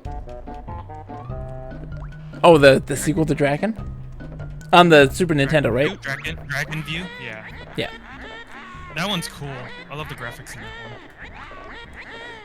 Let's see, where am I going? I think I'm just... Oh, continuing. you can't forget about Secret of Mana. Oh, yeah. Oh, my gosh. And Evermore as well. And, Secret of Mana, Secret of Evermore, super good. Mana. The Mana series. Like that stuff. And let's see, what else? They got so many. Super Nintendo does have the best RPGs. And the most hated Final Fantasy game on the Super Nintendo, Mystic Quest. Oh, you mean Final Fantasy USA? Yeah. Pretty much. It was it's a Saga game, I believe. Or Oh, yeah, in the vein of Saga games. Yeah. Romancing Saga 1, 2, and 3. Yep. Hey guys, Those were my fat old sister's favorite sport is loogie flicking. Just wanted you to know. I thought the second word was a different word. Oh my. Didn't look right. Oh my. Okay. Sports Ball. Sports ball. Oh great. I forgot where the thing is. My brain. But man, yeah, Draken's super great. I love it. Thank you for reminding me of awesome Draken. I need to get into doing more. I'm conflicted. I want to do more RPGs. I want to do a lot more RPGs. And especially a lot of Western RPGs like Draken and like the Bard's Tale series and Can you do Daggerfall so that me and Dean Yes. can watch it? So, if you guys see some of my clips, I have played Daggerfall on stream. And the only person who watched me happened to be the guy who holds the speedrun record for the game. That was the only person who came to watch He will it. watch it because we were talking about it recently. Well, he's playing a lot of Skyrim, Oh, yeah. and we were talking about Daggerfall and how apparently it's like super big. It is. It is It's like one insanely of the big. biggest game maps, and then like especially for the time, but especially nowadays even. But the thing is, with that, is that there's nothing in that space. I don't care. It's, Traverse with nothing space. yeah. But it's a good game. It's very good. It's hard. It's very hard. And it's that, Really hard. it is that you guys thought that Bethesda was janky before. Bethesda was far more janky in the olden days. So Arena, I want to do at some point a You co-op. made that RoboCop game, right? Arena. Open world RoboCop Wow. game. I don't know about that. Janky. Yeah. There's a. It was from Bethesda. Okay. Oh no, it's not RoboCop. It's Terminator. I'm sorry. It's called Skynet. Yeah, that was one of the early Oh, games. Terminator Yes, game. I remember that game on a computer, dude. But I want to do at some point get people together to do a Battlespire co-op full playthrough. What? Oh, is that the first one? No, that is. So after the major success of Daggerfall, kind of cementing the Elder Scrolls as a franchise, they decided to make offshoot games. So they made God. Red Guard. Battle Spire. Yeah. They made Red Guard, which was a third-person God, action Red adventure Guard. akin to Tomb Raider. And they made a first-person dungeon crawler that had a multiplayer deathmatch mode and other things as well. It was very interesting. Ooh, Red Guard looks cool. Red Guard is cool. It's very buggy, almost unplayably buggy. It's Oh, Battle Spire. Here we go. Oh, and Arena. Arena's the first one. Arena's the first one. Yep.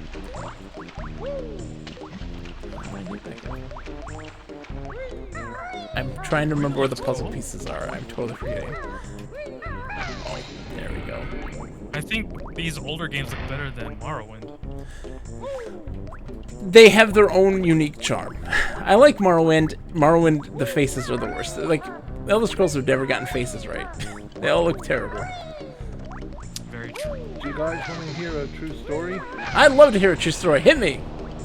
I'm only down for fake Did stories. you know Bethesda originally was all about hockey? Yes! Bethesda, like, before, they made sports games, and they had the Terminator game, and that was, like, the start of their want to make these open-world games and, like, the Elder Scrolls. It's good times. I love Like, oh, let's go play some hockey. Oh, let's go make the Terminator game. Oh, let's go make some RPGs. Oh, we are everywhere. Yeah, let's go create now to be the biggest, one of the biggest gaming companies in the world. I love it. Well, it is part of Microsoft, so that is a true statement now. It is. That's the truth. Oh my True goodness. statement. Oh my goodness. I'm curious to know how that's gonna work out. Here we are. Or as Todd Howard likes to say, we don't like to call them bugs or glitches. We just like to say that's how it works. That's how it works. It's a feature. It's a feature. It's not a bug. The constant crashing? Feature. It's a feature. It is kind of crazy how popular they've become when their legacy is a lot of buggy games. And they embrace it. You know? At least they embrace it, I guess. Let me create a buggy game to allow modders to fix it. Exactly. We just create the modding tools to give the people the ability to make it not suck now. There you go. Like Skyrim. Except for ESO and Fallout 76, you cannot mod those games. Sorry. Yep, you're just gonna have to deal with that one. Although Fallout 76 has supposedly gotten a lot better. I actually want to play that game. I don't trust it. I want to play it. I want to know. I have to know. I mean, you can play it, but I don't trust it. It only costs like $5. I mean, What? Oh, really? Yeah. Okay, I mean, I would try it for $5. yeah. Are Like, we talking about Fallout 76? yes. If you play it, I'll play it with you. Yes. Let's do it. At some point, I am swamped Yeah, for at some 2020. Like, it's the It's thing. not like we have to do it right now type of thing. Simon's like, hey, let's play Payday. And I'm like, we got to get through Hellgate London first. And I got to play this How for much this more do you year. got? I'd We- imagine there's not a lot of we're- content to Hellgate London. We're 3/4 the way done with the Yeah, story. I don't. Oh man, I guess there must have been like some posts. There is, but it's mostly like it's just raid stuff, you know, like Endgame. Well, you should see at least one. oh yeah, we have the stuff to do it too. We just have to go to Stonehenge and redeem it. Oh wow, you take a subway to Stonehenge? Yeah, you do. Really? No, I think I like don't know, if is there's that a warp. possible in real life? I don't know. Maybe it is. I've never been to the UK. Speaking of Stonehenge, Yes. you know what I was playing last night? What were you playing? Valhalla. How was it? How is it? It's gotten a lot of loves. I heard it's really good actually, which is surprising. What'd you think of it? Plays a lot like Odyssey, Yeah. but the like skill system is way more branched out, dude. Like it's insane. That's what, because I felt like Odyssey, they could have improved on that. It was good. I liked it. But they could have done better with the skill trees and stuff like that. So that's good to hear, at least. In Valhalla, you get to do raids and sieges, man. It is awesome. That's great. Because I'm surprised that, I'm very surprised that, that the other Ubisoft game, Watch Dogs, did not do well. It did not get reviewed well at all. People really hated that game. Watch Dogs generally doesn't. 2 was the only exception. Yeah. That's another Especially series I when want to play. they deal with weird politics. Legion is alright if you want to fucking have a completely full team of Irish people. Yeah. I was gonna say, like, I'm all about I do. You're like, yep, sign me up now. You sold it. I'm cool with the idea of not having like a main protagonist, and I also I get some major Zombie U vibes, just in how they. Oh, that's very true. Yeah.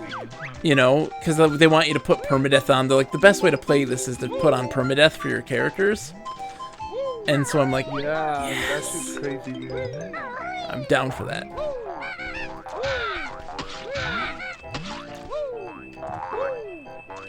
Let's see. Yeah, let's turn Watch Dogs into a roguelike game. I'm okay with At least it. it would make it unique. Watch Dogs always felt like this weird, like, just because they could make an open world game. I don't think they should. They had an identity crisis. The best part of the game is the hacking. That's all I know. The only problem is a lot of times they're hacking. Like, if it was all hacking, that'd be great. But they still have like guns and normal weapons. Yeah, that's true. It's the purpose. Because the thing is that, like, some of the funnest things in the first Watch Dogs is like the weird mini games where you take like cyber drugs and go be a giant spider wrecking the city, and that sort of stuff. It was pretty okay, though. Yeah, because the second one is just a celebration. It revels in its absurdity, and it really kind of plays up, you know, what makes that series interesting. And then I think that they did this one kind of that same way, but they lacked the personality, you know, and a lot of people have a... like Aiden from the first one. He's too, like, dark. Yeah, very... A lot of his decisions are not the best. I haven't played any of these yet. I own the first two, and I really want to know how they play out, but we'll see. Oh boy, you're ready. So I got a game off of GOG that I'm going to stream here soon. What you getting? Vampire the Masquerade Bloodline. Love that game. It's super good. That is a Do you great still game. have to fix it, though? Or did they fix it? I think they fixed it in this one, in the GOG release. You don't have to do anything. That's good. Oh no! I failed that. Whoops. Hello, Maxils88.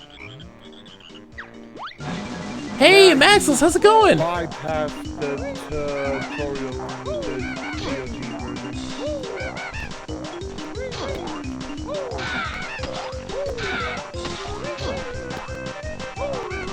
Oh, come on.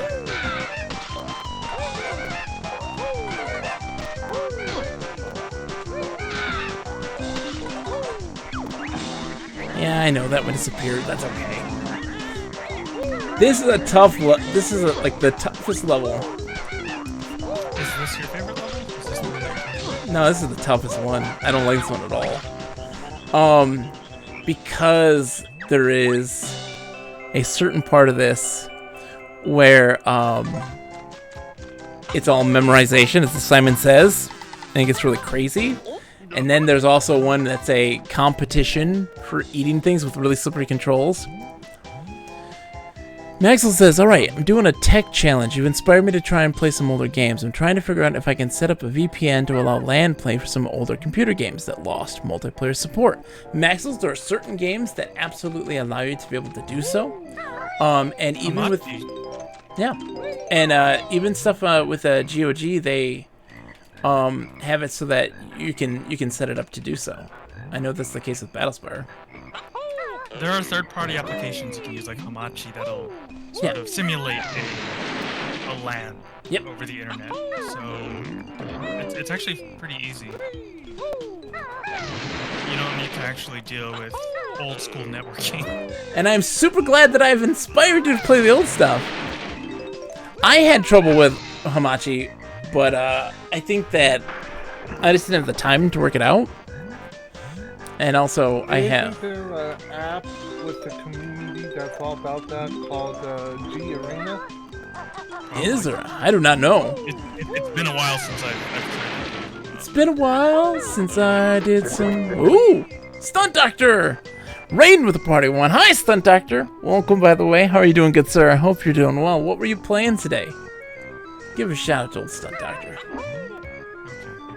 Hey, why is your thing just like a dead Slippy? Yeah, I was about to ask that. You know what? Slippy is a saint. Like your other... I love Slippy. I love Slippy. He's not dead. Slippy is awesome. I will agree with that. Slippy's a man. I like Slippy, but what? Like, it's just like random compared to your other energetic ones. Why is he dead? Is he actually dead in that picture? I don't even know. I just think Probably. I just love Slippy. I think he's the best for a raid. It's just like, I wanted to, like, they don't have anything that really works well for Star Fox 64, but I just thought it was a really cool idea. I like it. I have to change some stuff up too and add more to it. They're playing, oh, we were playing Rocket League. Nice. Very nice. Rocket League is super good. I played a lot of Rocket League in my youth. AKA, still play Rocket League a lot. Oh no. Link works for me, Stunt Doctor. Yeah, weird. Okay. My browser isn't getting the comment. Huh. Yeah, it doesn't pick up the comma on our end either. My end. Very weird. That is very weird. There's my boots, thank you. It might be a phone thing. Can I not? What? You can totally. You're supposed to be able to get those.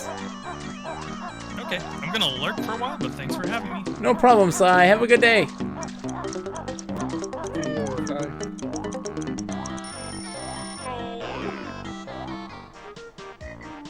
I am not. I'm playing with an Xbox 360 wired controller in ye old virtual bedroom.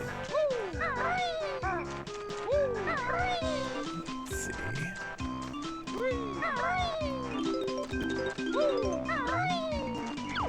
Hey, Turtle. How's it going, buddy? I'm glad the virtual bedroom's back, too. Can only really play Nintendo 64, PlayStation 1, and back. Saturn doesn't work so well. I'm happy to have it back though. I've missed it so much. What? I love his scream. Okay, so he coughs us up. This one stinks, and I need you all to write this down. Thank you for the lurk, Stunt Doctor, and thank you for the raid, my friends. Hope you had fun with Rocket League. Maxus, what's your thought on the Nintendo 64 controller? Do you like it? Do you not like it? I'm a fan. I like the Nintendo 64 controller. I'm crazy, I know.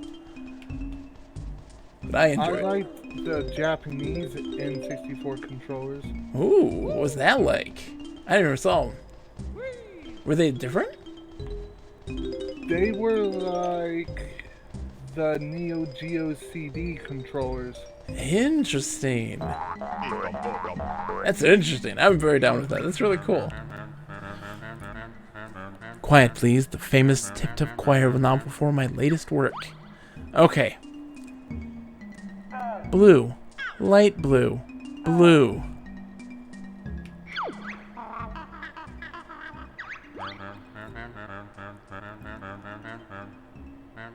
Oh yeah, I have N64 controllers that are with the metal sticks.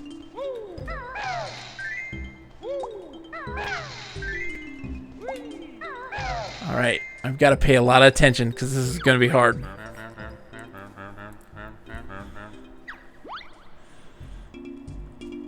Light blue, purple, light blue, blue, light blue, purple, light blue, blue. Was it yellow or was it red? Was it yellow or was it red? Because I don't remember. Someone pay attention for me. Oh, Pilot Wing 64 is very good. I used to love me some... Man, Cruisin' USA. It's simple, but effective. Alright, let's see. Check the tapes. I think it's yellow. It was yellow! Okay. One more lesson. Light blue, red, light blue, red, purple, blue, light blue, purple, blue, light blue, purple, blue, light blue. Oops. Purple, blue, light blue.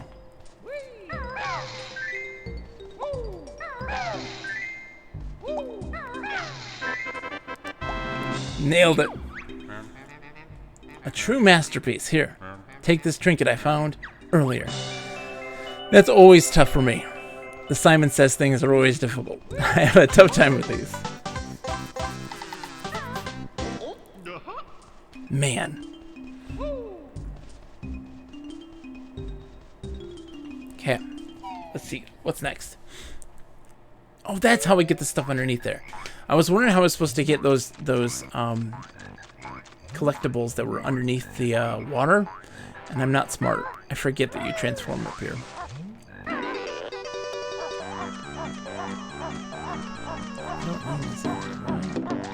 Oh, ginger. That's fine.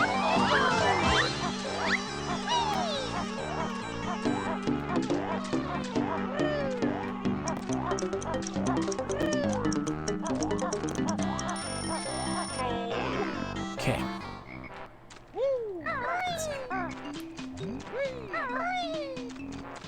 Let's take a look, see what we got going on here.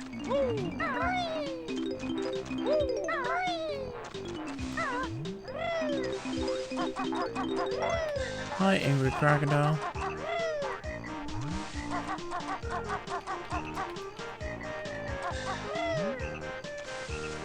This level is a mess. Okay.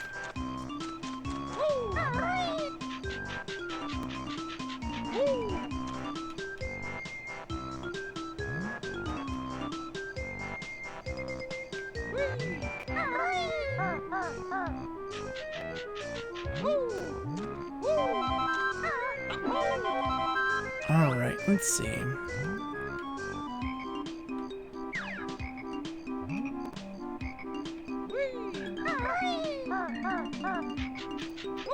Man. Symphonic Retro, if you're still there, what do you think of Banjo Kazooie? What do you think of this? Have you played much of this? No, it's the first time I've ever seen it actually. What? Oh my goodness. It's such a great game. It's like the only rare franchise that I've never played. Really? Oh my gosh. This one's really, really good. And Banjo-Tooie is a little all over the place. But this one here is very, very classic. It's got a great job of like making exploration and collectibles easy to grasp. It's not overwhelming. It's a lot of fun. This is so good. I've never beaten it though. That controller I was talking about? Yes. I just put a picture of it on the Discord for you. Excellent. I'll look at it for sure. But yeah, they get overwhelming with the collectibles. Is it really? I'm really excited about it. I think I enjoy the American 64 controller. It's very different as well, but it's still really good. Hold on, I'm doing this very wrong. It contours to your thumb a lot better. Oh really? Okay. I enjoy the Z trigger. Is one of the best feelings in a game controller. Like playing GoldenEye and Perfect Dark and having that Z trigger is so nice. You can see why like first-person shooters were a big thing there because of it, for sure.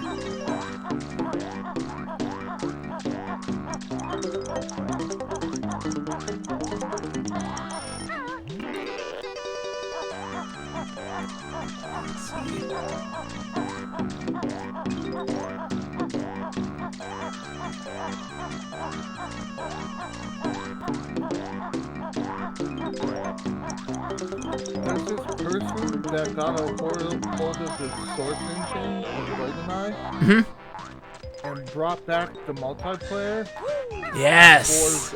for the computer, dude. It's so fucking awesome. I played that when that guy put that out. I loved it so much. Okay, this is not easy. This isn't easy. Okay. The talent trot there across that very small margin in a very short period of time is not easy. Okay.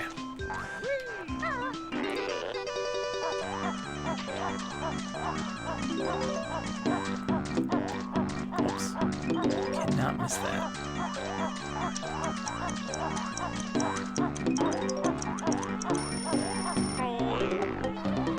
Oh, come on. Bug.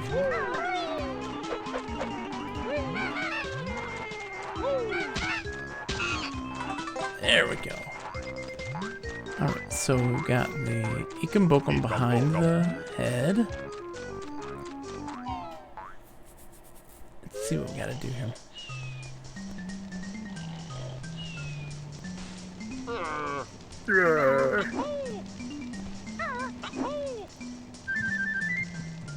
There we go.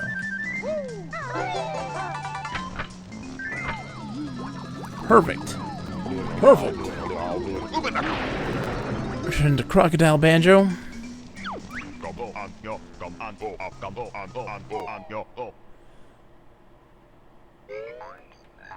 So now I got a little bitey thing, but he's also really slippery. This makes this upcoming part like my most disliked portion of the game. Let's see, is there secrets over here? I forget if there is. No. So before we gotta do this, there's this mini game that involves having to bite these different creatures and based on the colors points, but it's a versus thing. It's not enjoyable. It's really not fun. And there's two different challenges to it. You have to do it twice. And if you lose, you get hurt. Before we do that, though, we gotta collect some stuff.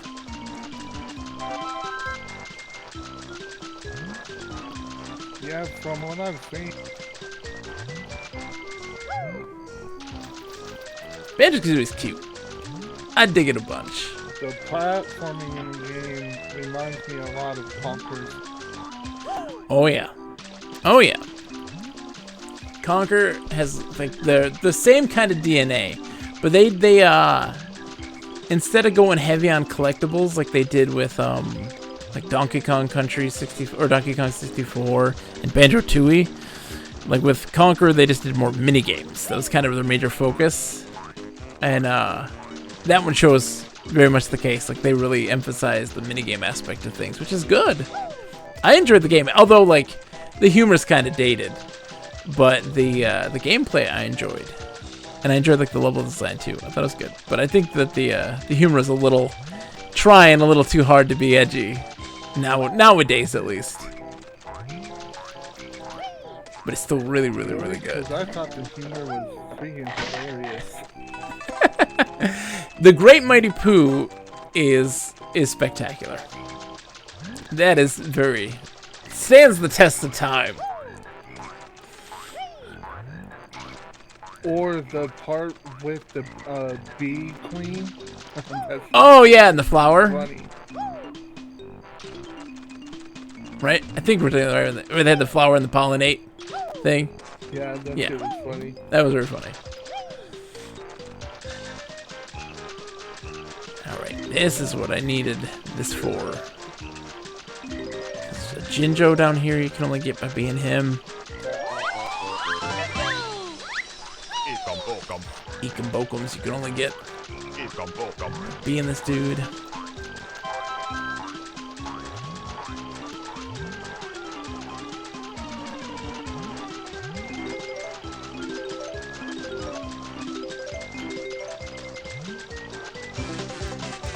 We're going for a 100% run. So we're getting all the notes and getting all the jiggies and all that stuff.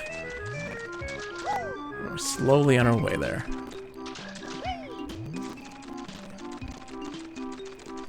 Okay, so now I need to get to this dude.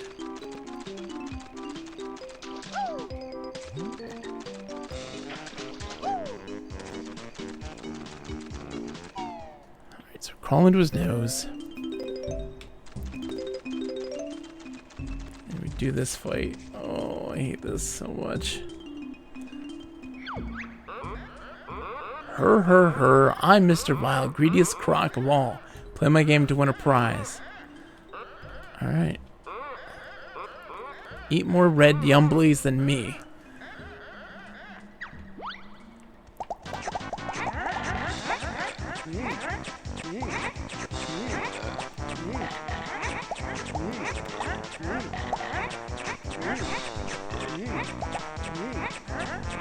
First part's super easy.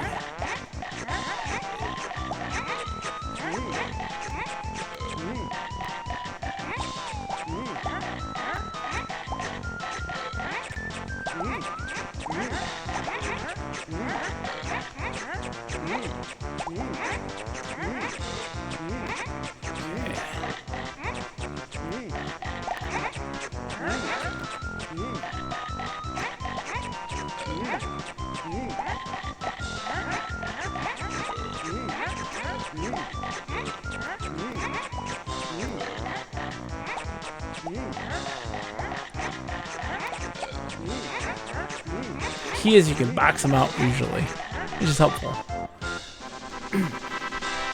Next one, I can't beat them until you get the speed shoes. You can do this part though. Okay. Don't eat the yellows. Eat the reds. Oh, did I get it?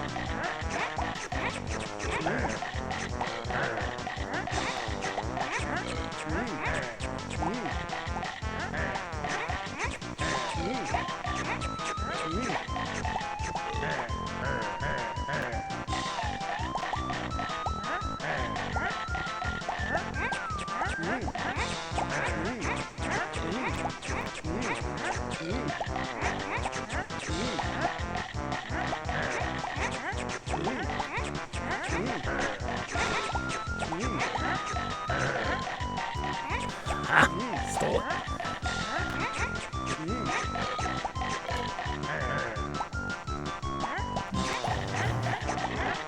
Oh, no.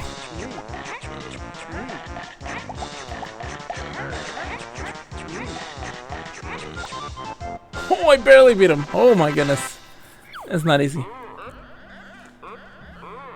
Okay, only what is shown at the top of the screen.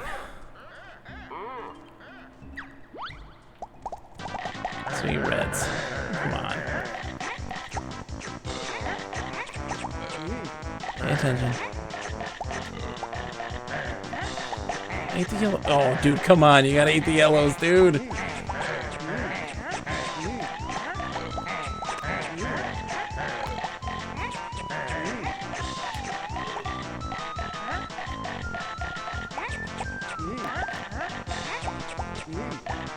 Oh, no. Oh, come on. It switched when I ate it.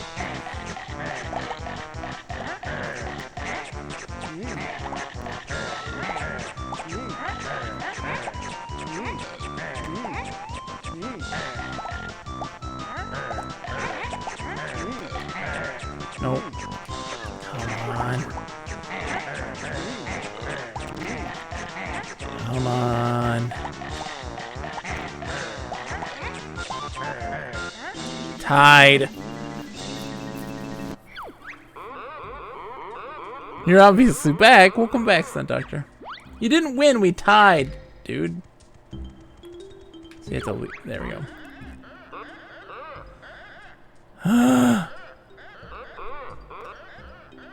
Okay.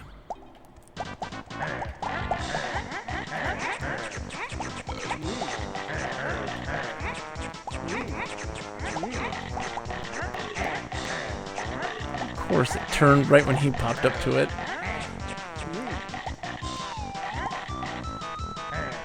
I'll turn in a second.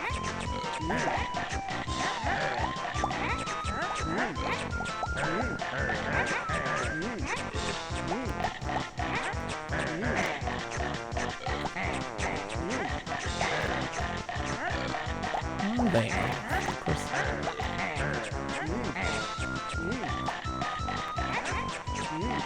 Come on.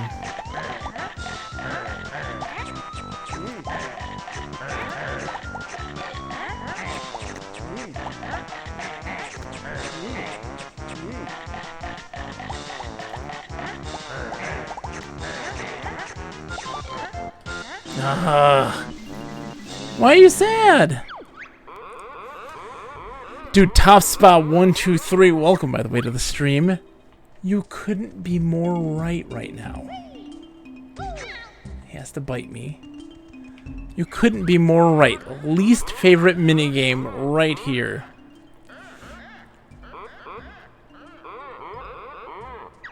Oh, that's fine. You got lots of games to play, though. There's more than enough. Oh, jeez. More than enough games to go around in the world.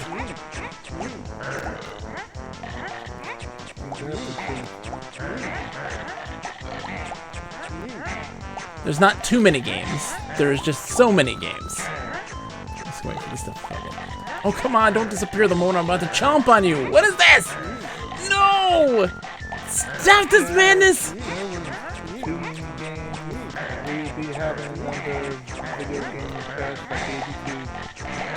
Yeah, that's the thing. We have a multitude right now. A multitude. There's never a drought of games. Let's have a back catalog forever. Let me rephrase that. A shit ton of crappy, shitty games that should have never been made in the first place. There you go. There, finally. Holy like, smokes. E.T. Seriously? Seriously? Oh. Yeah. This is true. Now, if Spielberg would have gave Warshaw some more time, it would have been a good game. Yes. Hey, speaking of Spielberg stuff, let's talk about one game that really needed to cook. A really great game that I love, which is not good, I might add. And that would be Jurassic Park Trespasser. You ever played that? I think that's the only Jurassic Park game I haven't played. Stunt Doctor, I am talking to Symphonic Retro, a viewer here who's hanging out. That is the nostril of a gigantic alligator. What, you haven't seen that before?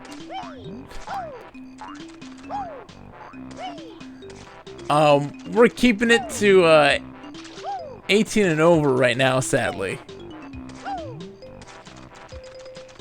Sadly. Let's see what I got.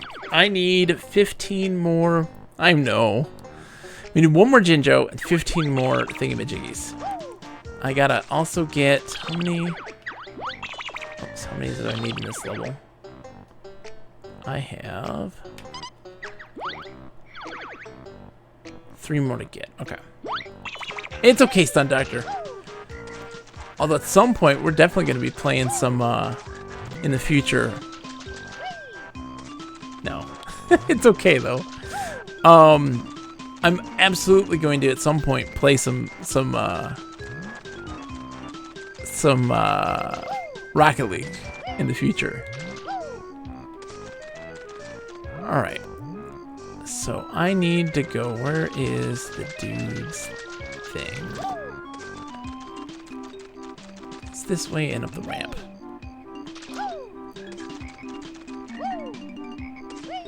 There we go.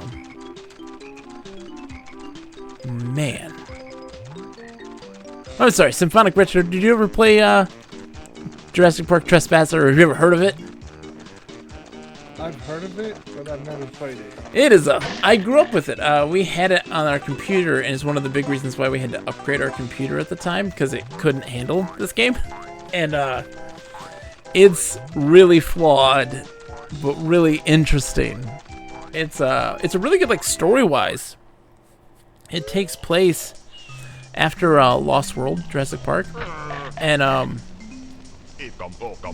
is Minnie Driver plays the main character, and there's the voice of the main character, and it was really trying to tout like real-time physics, and it's very ambitious in trying to create like hunger in the dinosaurs and kind of make it almost seem like an open world when it wasn't, but it made it seem like it was.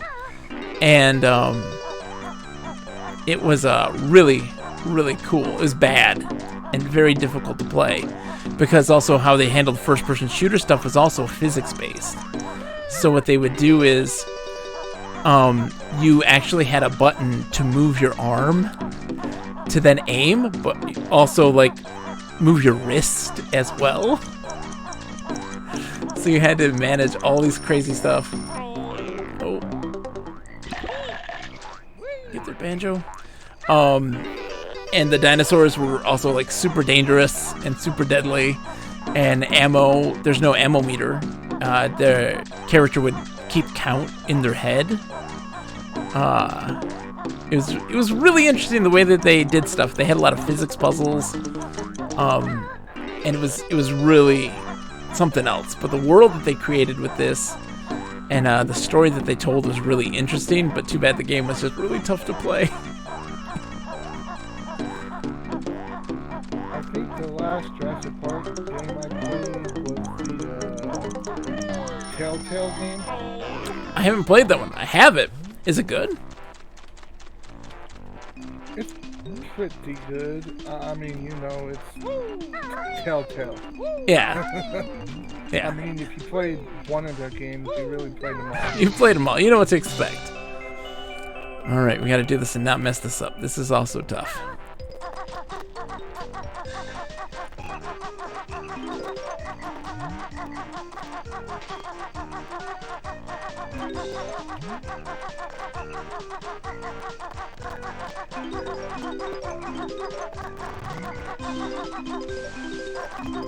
There we go. Pick up what little notes that we missed. Oh, crap. Nope. Get on the Banjo. Alright. We gotta feed the little gator dude. Oh my goodness, Banjo, buddy. You gotta not slip like that, okay? We can get through this together, you and me. Thank you, Tough Spot. So, Tough Spot, what do you feel about Banjo-Kazooie? Like, what are your thoughts on just the series in general? Like, what's your favorite one? What do you think about Banjo-Kazooie 1? This is my favorite one. I never beat it, though. I have collected everything in this game. All the collectibles. Gotten to the end and never beaten it. Not once, but twice. Why? I don't know. I think there's something wrong with me. I need 5 more. Oh my goodness. Banjo. If you die right now, you're so close to dying. Don't die. Please. I haven't played the GBA ones. And I really want to. They're actually not as bad as you'd think. Oh my gosh. I need the health.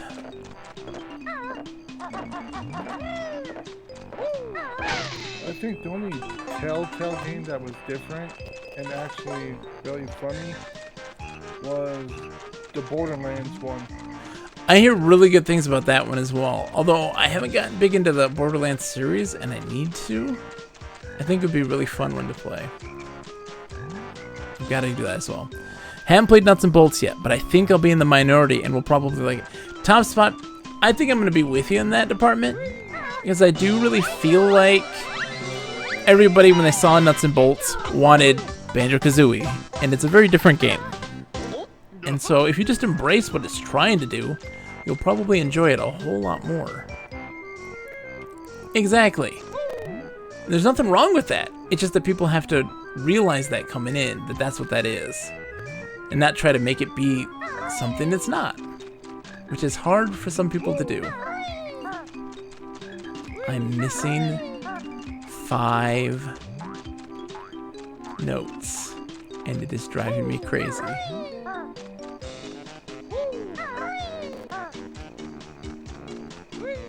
I'm gonna try not to die. I'm trying not to. This is why this level is not my favorite. This is my least favorite level, I think, out of all of them. Just because of its really convoluted minigames. Where is the dude? He's not there yet. He's gonna be there.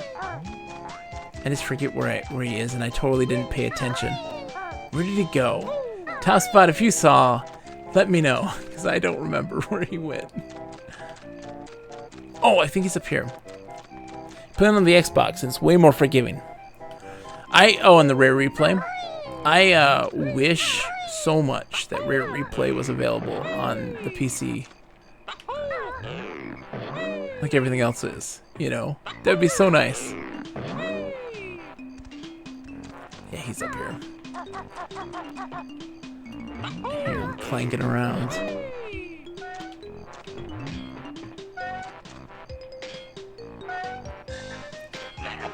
Oops. Let's fix that.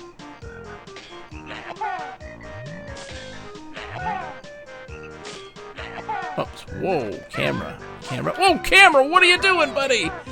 Okay. Game just completely freaked out on me. Oh, that scared me to death. I thought I was gonna not make it. I thought I was not gonna make it. That was terrifying. One of my favorite games on the Rare Replay is Cobra Triangle. What one is it? Cobra Triangle. I've never played that one. Is it good? You haven't played it yet, you said? You want to play that one? Let's line this up right. It's actually from the regular Nintendo. Oh, okay. It's a boat game. Oh, okay. Interesting. Boat game from Rare. I mean, they did like Snake Rattle and Roll, which I beat earlier this year, which was super good. They made, dude, it's so funny when you think about it, right? Because everybody always kind of attributes Rare as being like making Banjo-Kazooie and Diddy Kong Racing and all that stuff, but they never think about the NES stuff as much. They love Battletoads, but they never think Battletoads is Rare. I don't think they do as much. Call me crazy. Solar Jet Man.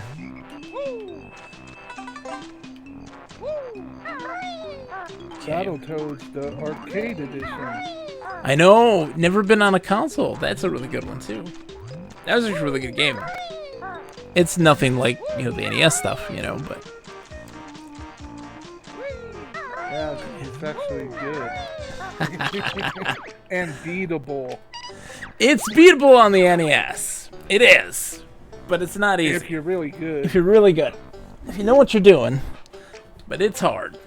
That's for sure. The hardest part has to be the turbo tunnels. Oh yeah. Turbo tunnels is super tough. I've never beaten it. but maybe one day. Every time. One day. One day. No Every problem, time Top I Spot. get Thanks for coming in. the turbo tunnels, I think I'm gonna beat it, then I just end up like tossing my controller. And fucking rage. Oh no! Like, screw this game. I'm a big like, Snake Rattle and Roll was really good. I don't know if you ever played that one. Have you played Snake Rattle and Roll? It's insanely hard. It's another one where you're like, are you serious right now? This is what I have to do? Okay. I'm on the search for this lone dude. I think maybe he's over here. He might be. I forget where this alligator is. No, he's not here. But thanks for coming in, Top Spot, and hanging out. I really appreciate it.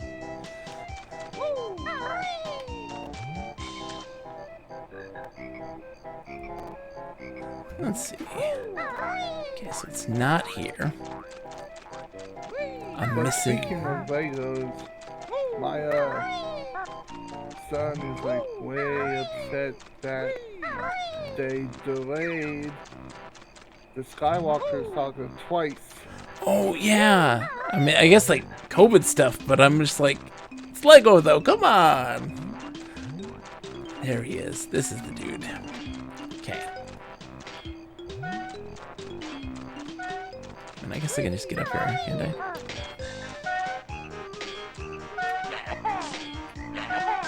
There we go. Now he goes back there. That's where he is. Okay. First it was supposed to come out in August, then it was supposed to come out in October, then it was supposed to come out in December.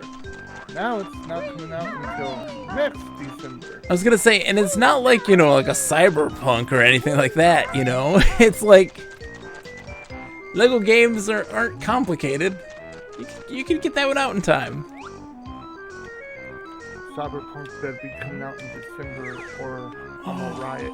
I was gonna say, I really hope so, because I have that in my video game fantasy league, and that was my first pick. And it's gotta come out. It's gotta come out. Please.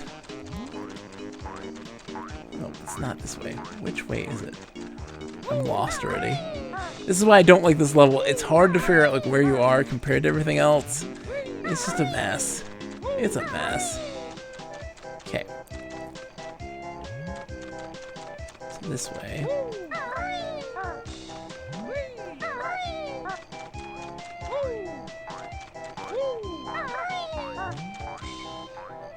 There's a little dude.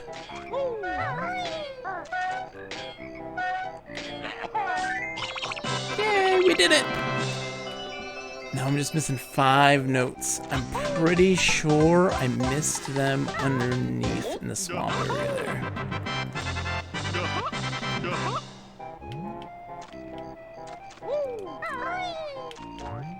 Let's see what we got going on. So, have you seen the new Resident Evil 8 gameplay yet? I have not. I've only beaten, this is the crazy thing, right? I've only ever beaten Resident Evil 7. It's the only Resident Evil game I've ever beaten.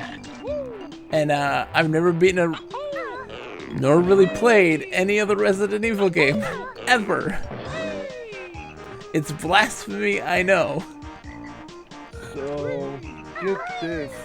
They say that it's supposed to be a next-gen game, right? Yeah. But they had to dump the graphics down now because they're bringing it out for the Xbox One and the PS4. Oh, yeah. But some of the graphics look like it's from the freaking PS3 era, dude. Oh, no! It's like those instances in Final Fantasy VII Remake where you're like, those textures look really not good. Couldn't you just made it for the next gen first? Yeah. And made it for the Xbox One and PS4 instead of doing what you just did? There has to be something going on there because, like, they're not the only one who did that, right? And so, like, everybody's making stuff for, PS4 and Xbox One. And I'm like, there's got to be something crazy going on there. There's got to be some weird business reason as to why. I'm guessing. My major guess is that I think that they're banking that COVID is probably going to make people not buy systems. And so they're not going to have that user base yet by the time that the game's supposed to release. But I don't know how I feel about that. I think that there's probably going to be plenty of people buying into the systems. You heard a lot of people that pre-ordered the system aren't getting it even until like December 30th now. Yep. I saw, I know one person, a friend of mine, who got their notifications like, you're not getting it until December 11th. I was like, oof, that hurts. Alright, we gotta see what I'm missing these notes. Right, I'm missing 5 notes, right? Let me double check.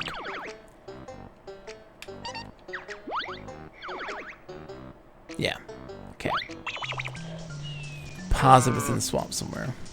Oh, let me just double check over here real quick. Make sure it's not on top of here like they are sometimes.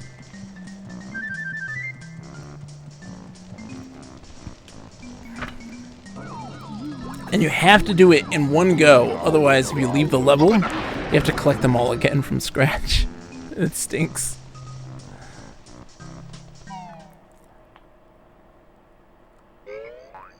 Okay. We're going out into the ether.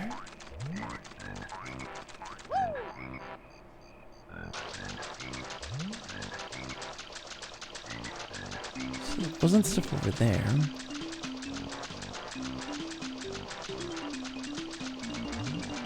Oh, there they are. There they are.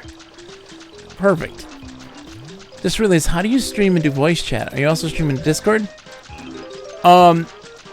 So I'm just chatting on Discord. I'm not streaming to Discord. Most of the time when I do chats with folks on Discord, we're not really talking about the game. We're just chatting about games in general.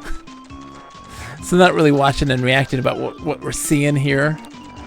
Just to keep me company.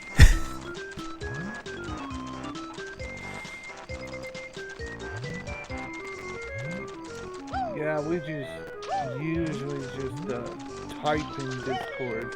Yeah. It's good to finally have a chat with you in person. I know, right? I finally got my mic to work. And it would be a little jarring, Maxels. You're not wrong. You're not wrong. Typically, we also just use the Discord chat when we play multiplayer games, because we did a big stint of Sea of Thieves this year. It's interesting that like my games beaten is, I think I've hit 30 finally for this year, but one of them is Sea of Thieves, which I considered beaten when I hit Pirate Legend, and that was a large portion of the year. We spent a lot of time playing that game. Alright, so the witch's hat's got a thing. Momo's magic's getting weak. I know, Momo.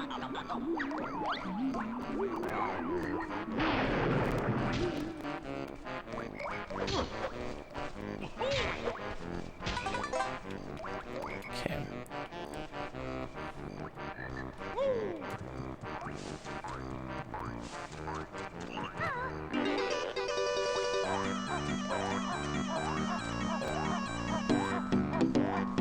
Get is a switch. Thanks for introducing me to Feral the Feral, because me and her are my best friends now, man. She's the best. Feral is so spectacular. She's the nicest lady on the planet.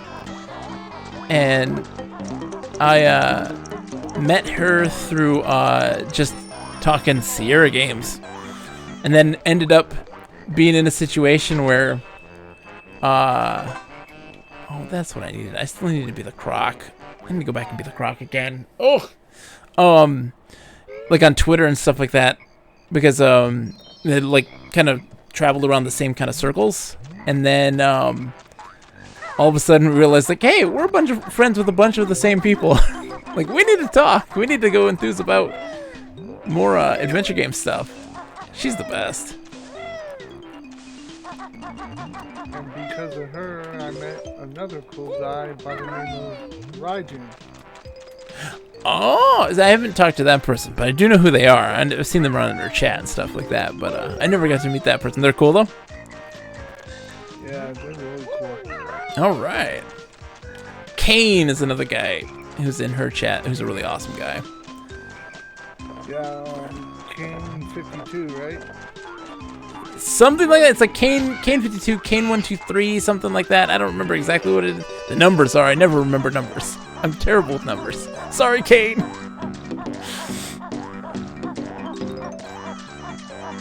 I love this group of people, though. Everybody on the retro community has been super nice, for the most part. We've had a few exceptions. But yeah, I can name a few of those exceptions, probably. no, but I don't. Like retro, not enough credits. I haven't met any of them. I don't call the people out because I don't. I mean. I mean, they're cool, but they tend to curse like a lot. Oh, okay, yeah. I can totally understand that. And they have a tendency to troll their own community a lot.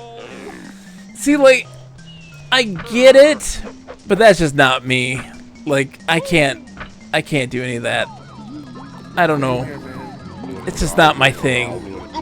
Maybe with a group of people, that's okay, but like, I don't know. I just like people. I just like people, you know? I don't want to mess with other people in that way. That's just not cool. But, no, there's just so many great people. Everybody's super nice.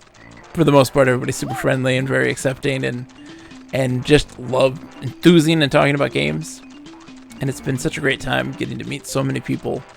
Because I used to be a part of a retro community way back in the day that I had to leave because I couldn't deal with it anymore. They're all just like not very nice, and they had some very interesting double standards. They were, you know, the people who were like, we don't talk about politics, but you're being political for saying, hey, video games can have strong, non-sexualized female characters. You know, and they're like, that's being too political. You need to stop talking. It's like, it's not very political. That sounds familiar. Yeah. And I'm just like, that's not okay. You know, it's not okay to be like that. And to be so, because they were defending a person who had made the claim that it is not okay to have women in, Battlefield. Or, yeah, Battlefield. Oh my god. Yeah. I remember that argument. But, as a matter of fact, I think I got in a huge argument with these people on YouTube about that. Like, you do realize there really were female snipers in World War II, right? Yeah. Like, tons. It's not that hard. It's not that hard. And it doesn't matter. It's video games. It's video games. Like, right? Is that so important? Hey, Fried Rice, how's it going? Maxwell says, what in the world? I've not been in a gaming community. Only recently started watching Twitch. Well, hey, welcome. It's good to have you.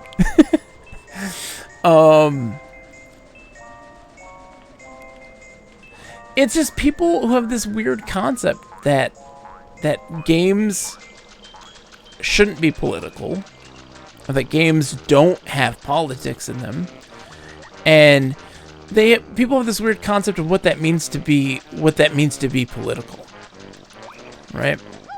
And it's people weaponizing like basic human rights and this idea of inclusion and perspective, and saying that those things are political. They're not. You know, having people of color in games, having different perspectives for protagonists, those things aren't inherently political.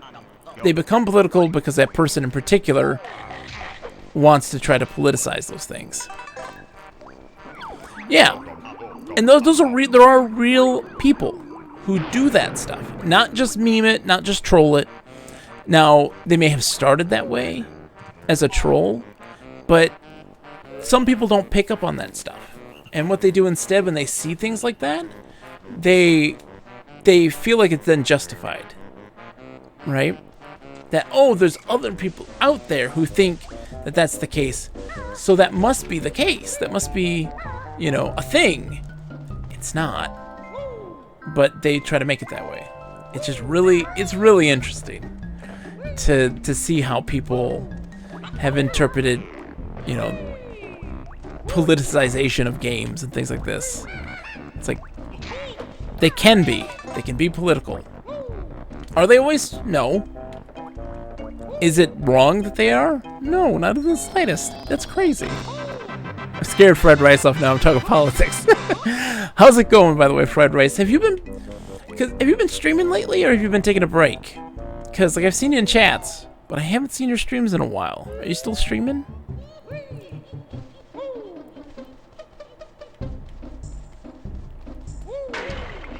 Put this down.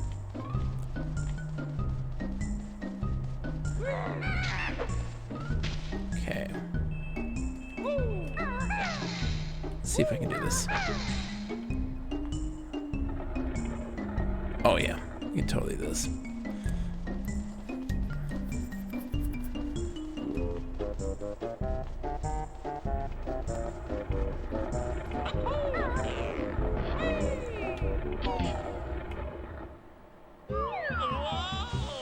Whee!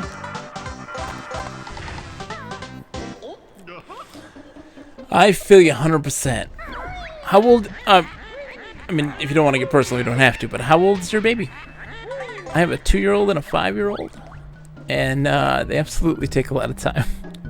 I was gonna say when my firstborn was around, I didn't get back into streaming until like 2 years after, and I've been streaming for 7 years now. 7 years. So I had to take a big break because I was a stay-at-home dad by choice. So we had me focusing on that stuff primarily. My wife's a nurse, so she had to do that stuff. 40 days old. Okay, so yeah, it makes a lot of sense. It makes a lot of sense why you're not streaming right now. Yep, it makes total sense. But wait until your kids get to 14. Then you can be playing lots of games. And then they're gonna ask, hey, could I stream on this day if you're not streaming on that day? And you're like, yes.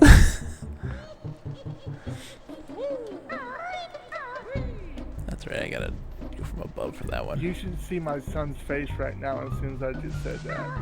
Oh, Dad. Well, Max, you'll have time to play games. You'll have time to play games. Streaming games, you don't have as much time. So like, when my first daughter was born, I had the Wii U, and I used that thing a lot. Kind of doing the off TV play, so on the gamepad, playing on that instead. And so like I played through the entirety of Earthbound for the first time.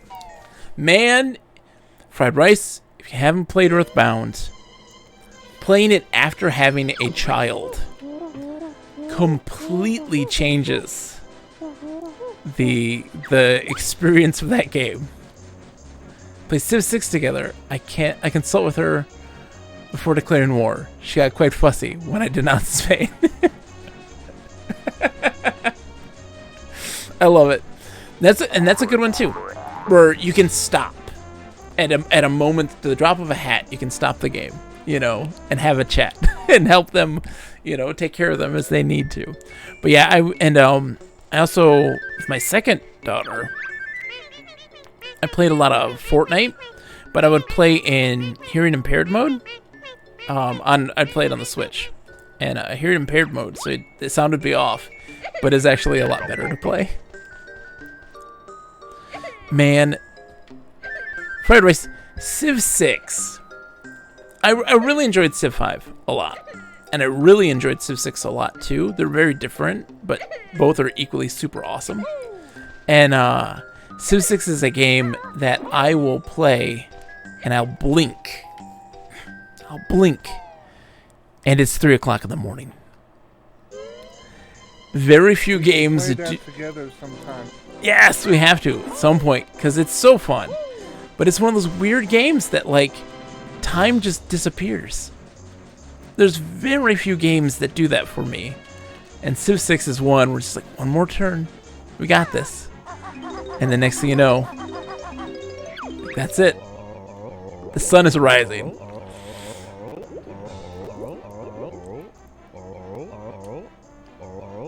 Gotta help poor Boggy out. Not working. I'm gonna help you, Boggy. Don't worry.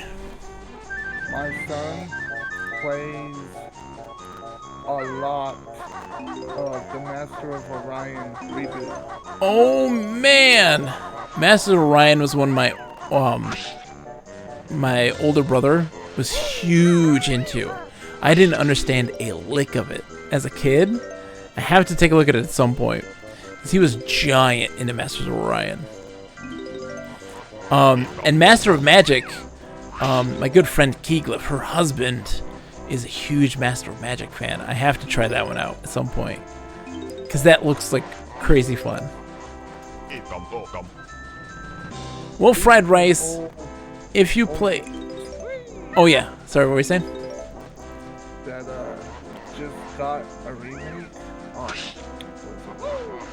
Star Control Origins.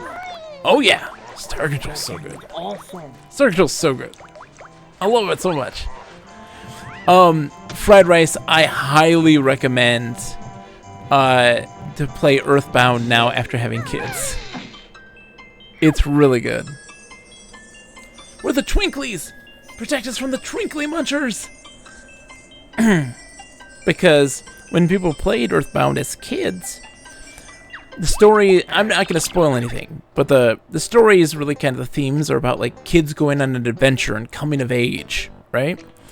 When you have kids, you start to understand this from the parents' perspective, because the parents are in this game, and you start to take the perspective as a parental unit, as a parent to these kids and this coming of age thing, and it takes a very different perspective. It's really good and really interesting for that.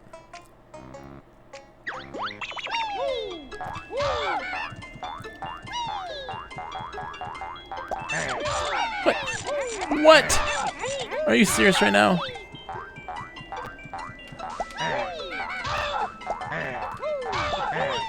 Oh my gosh. Nope.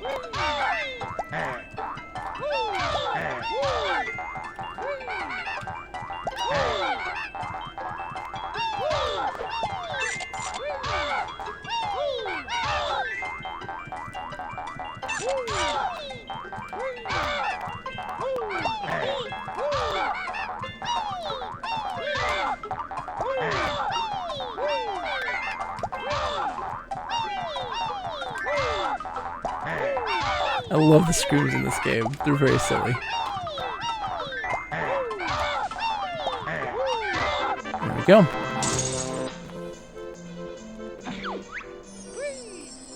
Phew, that was close, but we made it.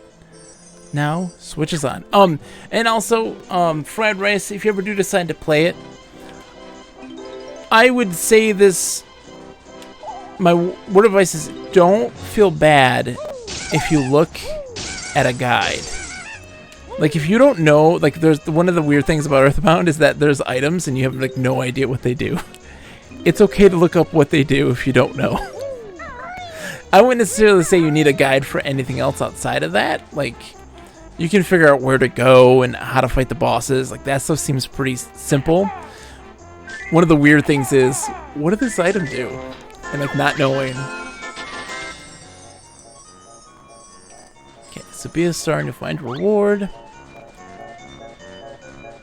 oh my god, the art style in that game, awesome. It's great.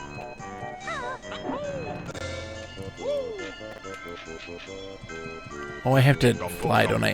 Hold on, I'm gonna do that real quick. I forgot that there's a time limit here.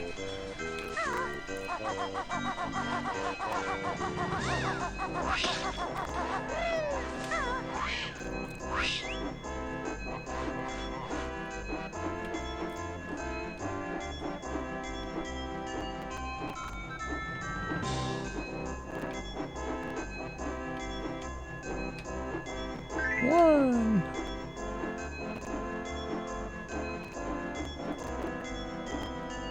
Oh, great. I'm gonna fail this. Nope. Ain't happening. Not today, Banjo. That's okay. We just have to turn it back on again later. On the politics note, I used to have a saying back in my teen years, if you win, you cheated. I feel like that saying is coming back to haunt me. Well, that's one of those things, right? Like, one of the problems that I think that a lot of people have in the political realm, at least, is that there has to, in their mind, there has to be winners and there has to be losers. And everything has to be a competition. It doesn't have to be that way. We don't have to be competing constantly. We don't. It doesn't have to be about winners. It doesn't have to be about losers. It can be about taking care of people and working together as a community. Be it on a large scale and on a small scale. Right? Making sure that people are welcome. People are taken care of. I think that's more important than anything, personally. For a lot of folks, it's about winning. And it's about winners and losers.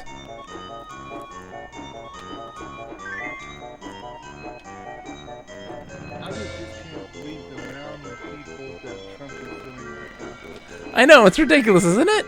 It's a little petty. Lip, it is not them versus us, and you know this good and well.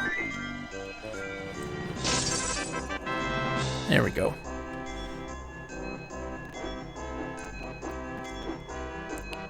And by the way, it's good to see you, Lip. As always, my friend. I hope you guys are doing okay. How's Amelia doing? How's Anomus doing? Also, how's Redox doing right now? She's playing Final Fantasy VI, right? The Lip is the lizard people, but that's beside the point. You've been here the whole time? What? Lip? My friend, are you doing okay? You've been so quiet lately. I worry about you. I miss you. Oh, jeez.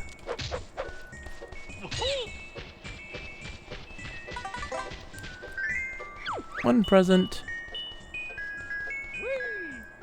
Oh, I need to get back in there.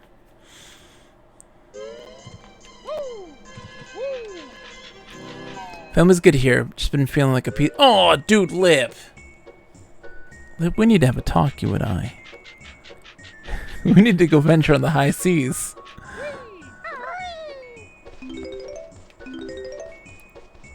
Because, Lip, I can tell you 100% without question that you are not even remotely trash, my friend. I concur to that. Symphonic Retro concurs. If he concurs, then it's gotta be true.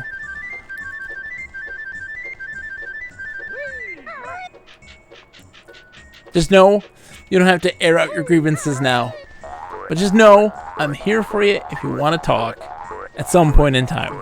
Privately, if you prefer. Just know that I'm always here, dude.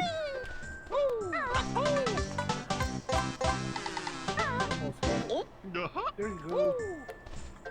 Woo! Because I noticed... For Lip. Okay.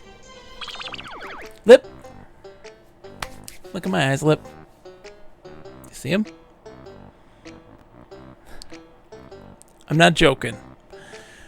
Lip, that it's been a year now and 4 days, I think, since I hit affiliate.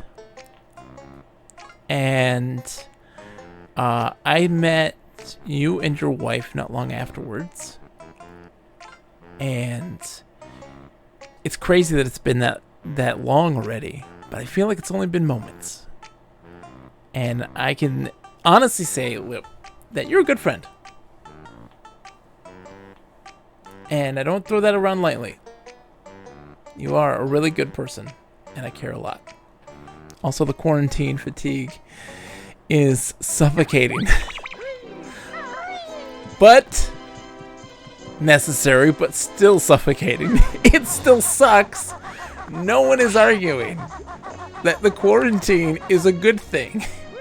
Like, that it's great. I love being in quarantine. No, it sucks.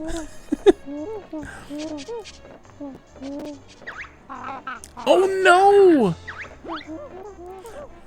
I hope that's not the case. Or at least that if it is, that it leads you to something better.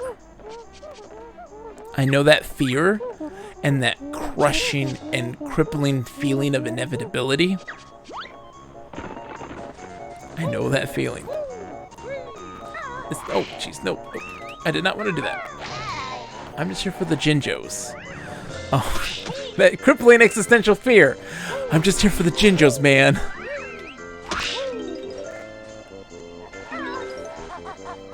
But for real, Lip, if you want to talk about it, just let me know. I would love to support you.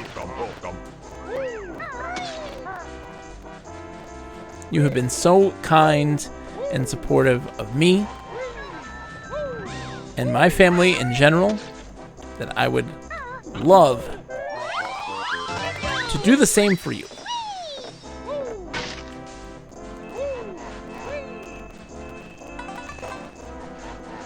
I hope Anomus and Amelia are doing well. Lower Line Finley are doing well.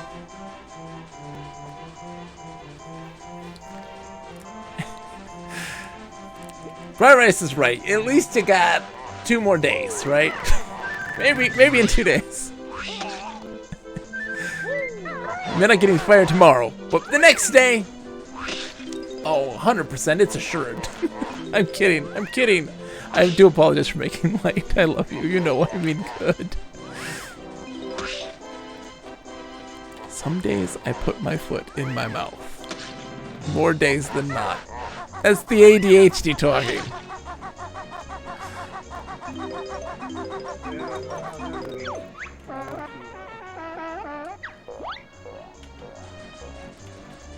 Also, everybody out there, make sure you're taking care of yourself mentally, too.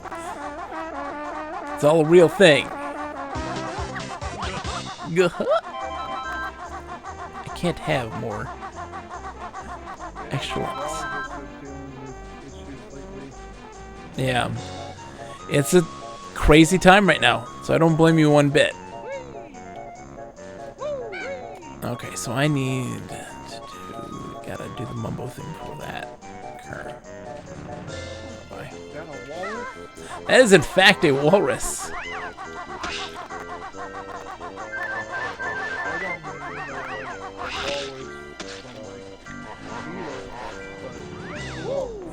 You just wait. Because we're going to turn into a walrus. Maybe do a little walrus mating dance.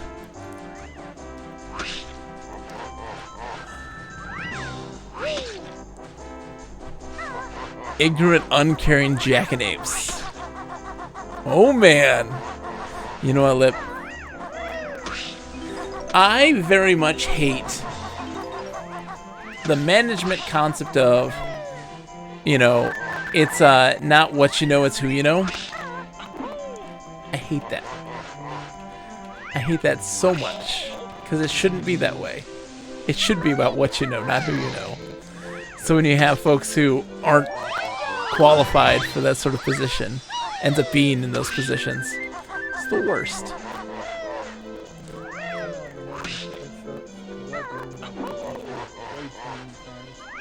You are getting very quiet, Symphonic. I cannot hear you, good sir. I know jeez.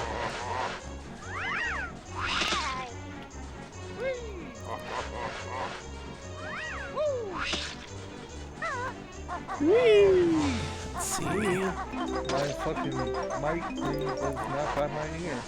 It's okay. Mic problems. I would say that I have been incredibly lucky, knock on wood, in my streaming career that the amount of video problems that I've had have been very minimal.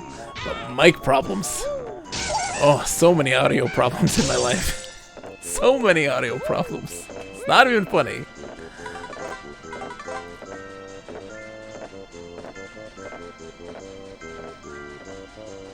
And that's the truth, Lip.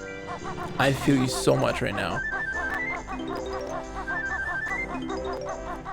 Especially you got, you know, your kids who definitely want to see you. They're in the most formative years. Oh, my virtual bedroom is making this very, very janky. Don't mind this. Our frame rates are dipping. Our audio's crackling.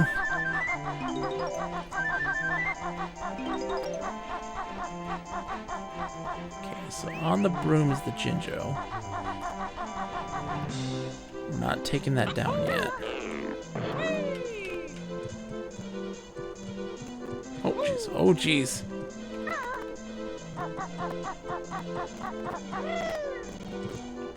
There we go.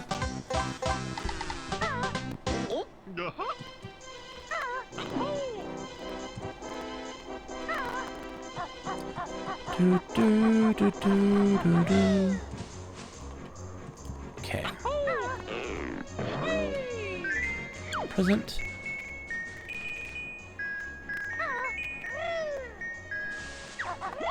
Okay. Oh jeez. Oh jeez. Oh jeez. Talentron, like a crazy person. Okay.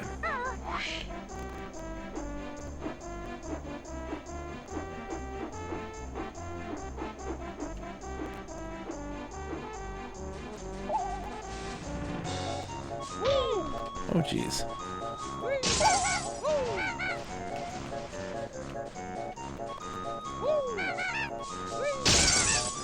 Perfect. Oh, that's Symphonic Retro. He is a little quiet, but he fixed his mic, so he'll speak up a little more. Don't you worry. Oh yeah, I'm here. Just hanging out. You're gonna find that balance slip, and don't you worry. That regardless of what happens, you will be able to get through this for sure. And it's stressful as all get out.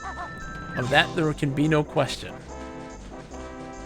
But you got this, dude. Just watching and talking at the same time.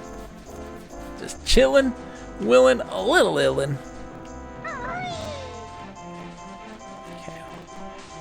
So I did that. I just need to get on the broom now.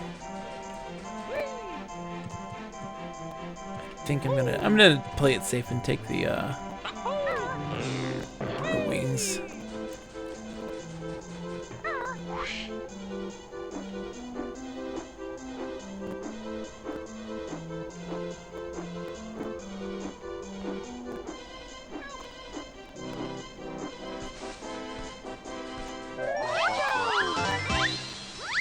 Woo!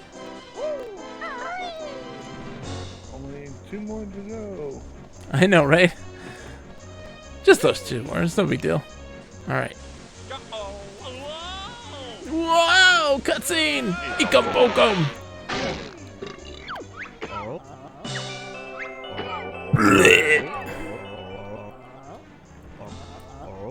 That had to feel good for the polar bear. One would think, right? Alright. There it is. This level's I really enjoy this one a bunch. There's a lot of setup for it, right? You don't get a lot of jiggies right away. It's one of those things that you kind of get eventually as you play. Like the ones that all these pieces kind of line up. Oh, I'm gonna allow. Oh, really? You never played this one? Oh, man. Same here. This is so good. It's such a good game. It's legit one of the best. I don't know why. Literally the only rare game I never played on the N64. Oh man, it's so good. Everyone should play it. It's really good. Oh jeez. Okay, we're going to take the fight to the snowman. This is it, snowman. Oh no, you gotta be kidding me. No, no, oh god.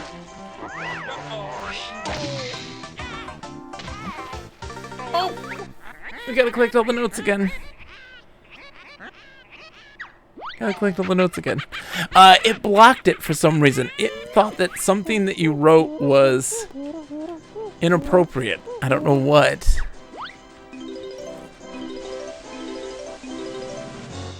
So we gotta collect all the notes again. That stinks. N64 is amazing. I don't know why my bot hates it, but it's amazing. Don't listen to it. Were you a big N64 person, Fried Rice? I'm curious, because I'm finding that a lot of people are really not digging the N64 as of late. Well, I can tell you there's one game I can never care less to play on the N64. Which one? Superman 64. Ooh, boy. Burst Error, super great guy who streams and is a lover of really cheesy, bad horror films. Just recently beat Superman 64, which was really quite a sight to behold. It was something else. Really? Yep. I couldn't even get past the tutorial.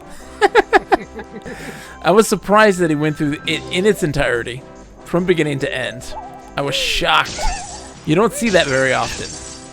You don't see a lot of people beating Superman 64.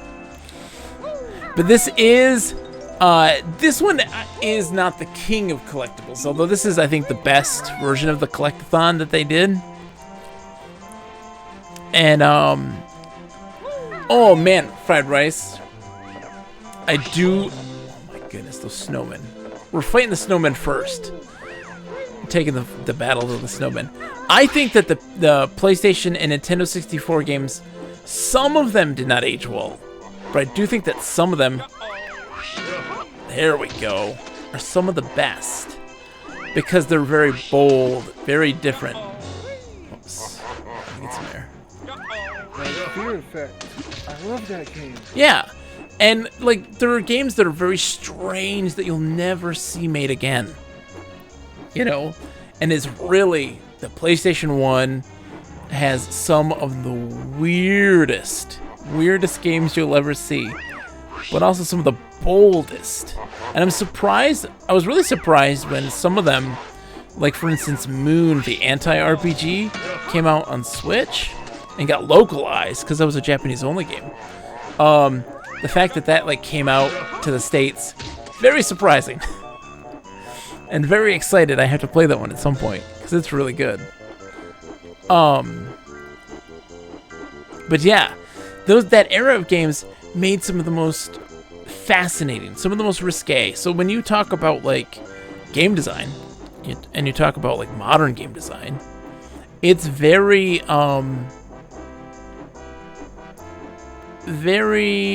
efficient.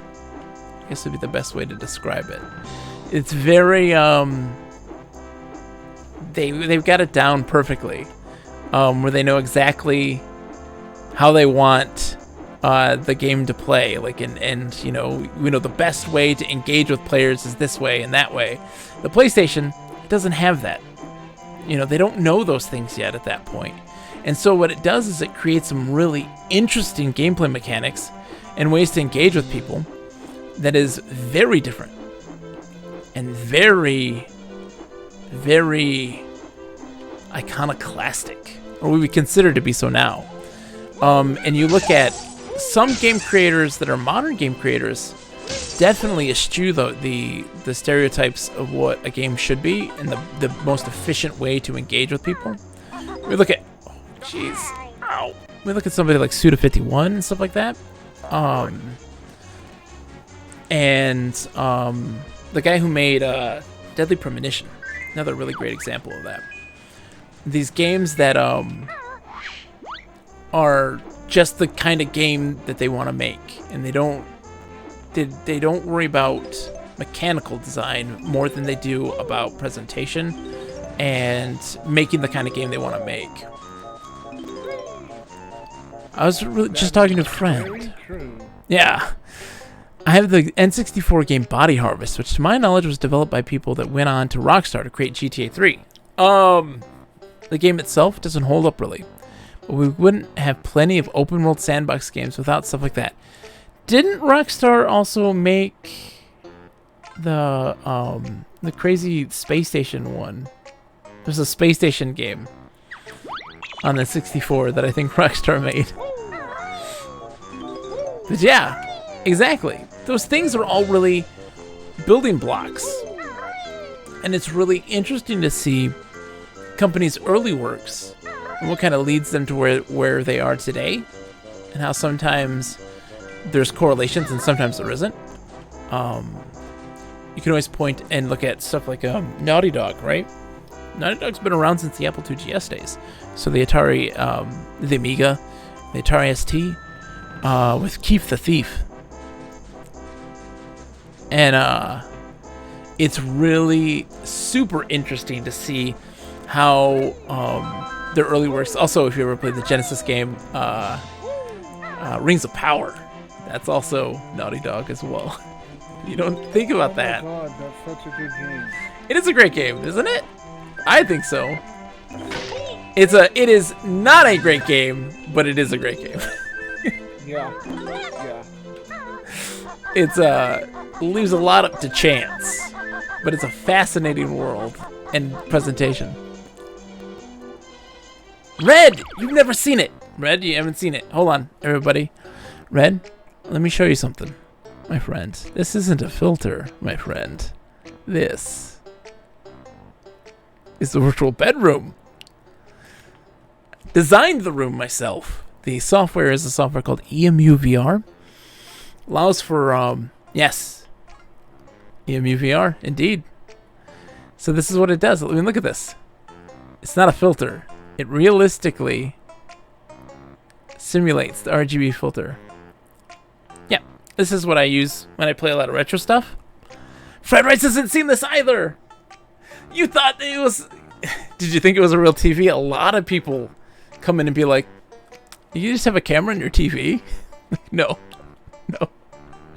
We're playing on my computer. So this room encapsulates... We just blew Fried Rice's mind. Conception of the conception. That's right. I'm confused. What is happening? It's a software called EMU VR. That's right. You know what's up, Maxels.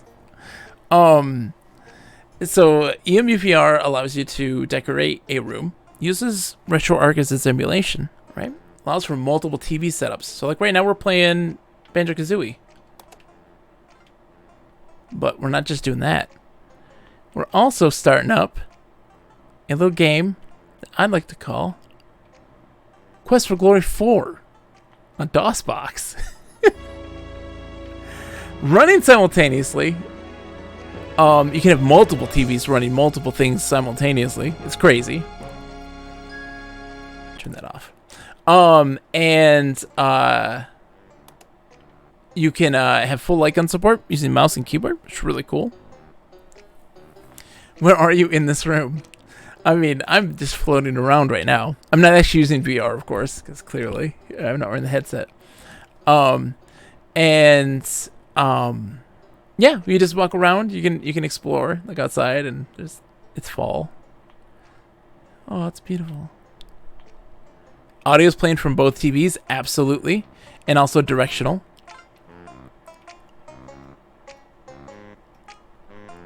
And yeah, and it simulates the RGB colors on the TV, which is crazy. right? It's crazy. So Maxwell's still working on multiplayer. That's in the testing process right now. See what GoPro on your head?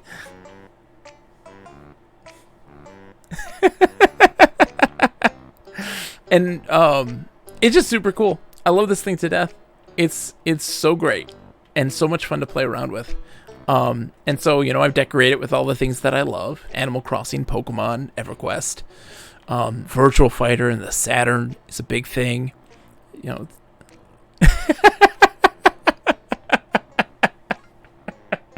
Oh, I'm glad to have blown your mind. What's up?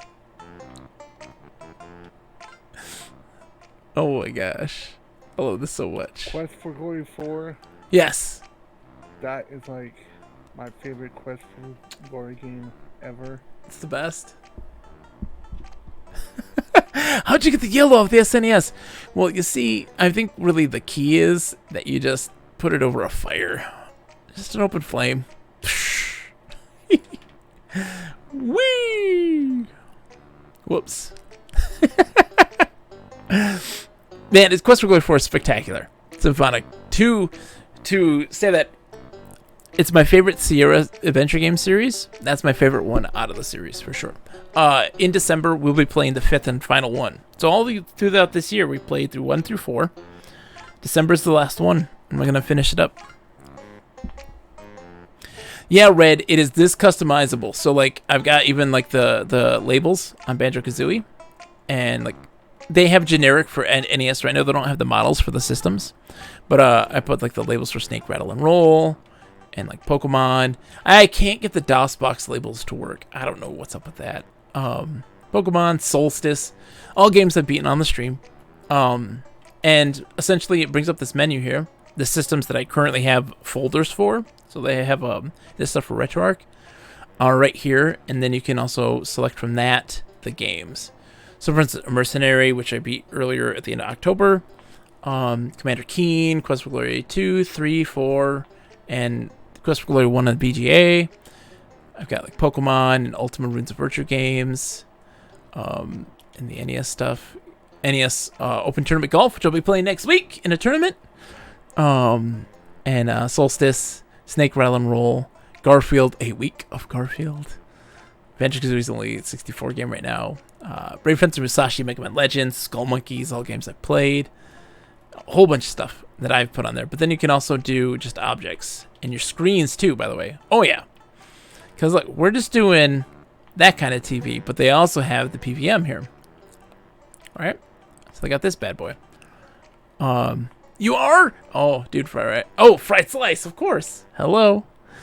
But they have the different types of TVs, so 70s and different sizes as well, PVMs and 90s TVs, as well as little objects like this, chairs and telephones you can all customize and stuff like that. Potato chips and candy. It's good times. So yeah, do that. It's so great. Anyways, let's get back to the game. Good luck, by the way. Have you been practicing? What's your averages like? You've been practicing your golf, bro? What's your averages? Have you even gotten an albatross? I mean, come on, God.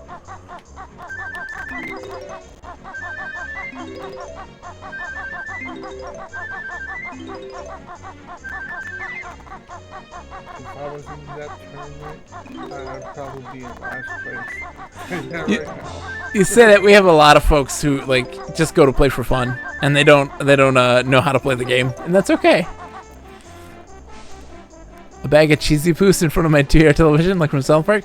So they don't have anything for the customizability of objects. Just for posters and labels and stuff like that you can do. Eventually that will be the case. Oh no, I left some of the snowman alive. Yeah, I've got the Cheetos paws. Those came preloaded on the thing.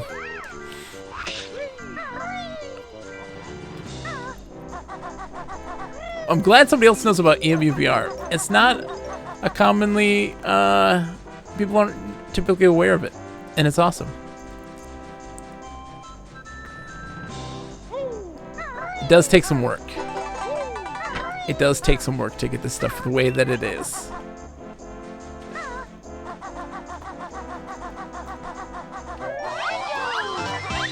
let's see. We're probably gonna finish this world, 100% it, and then we'll call it a night. We'll see how it goes. Oh, I have no idea what core I'm using, to be honest. You do get to select it. I know that, but I have no idea. No idea. I just make it work. I don't know how it works or why it works. I just make it work. That's something that I have lived a whole life of, making games work for me in like DOSBox and stuff. I honestly can't tell you what I'm doing to make it work. I just make it work. Because I get hard stuff working. Old games on old hardware working through emulation. My problem is I practice on the Switch using the rewind feature. Man, fried rice, 100% nerves are the biggest enemy for me. Like, I can sit there and play the game and get, you know, -4 and -2 and, like, you know, easy. I go in, I'm like +4. Don't use the rewind feature. It's just what happens.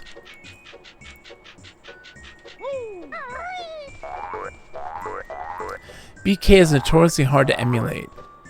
But this is good. This looks good.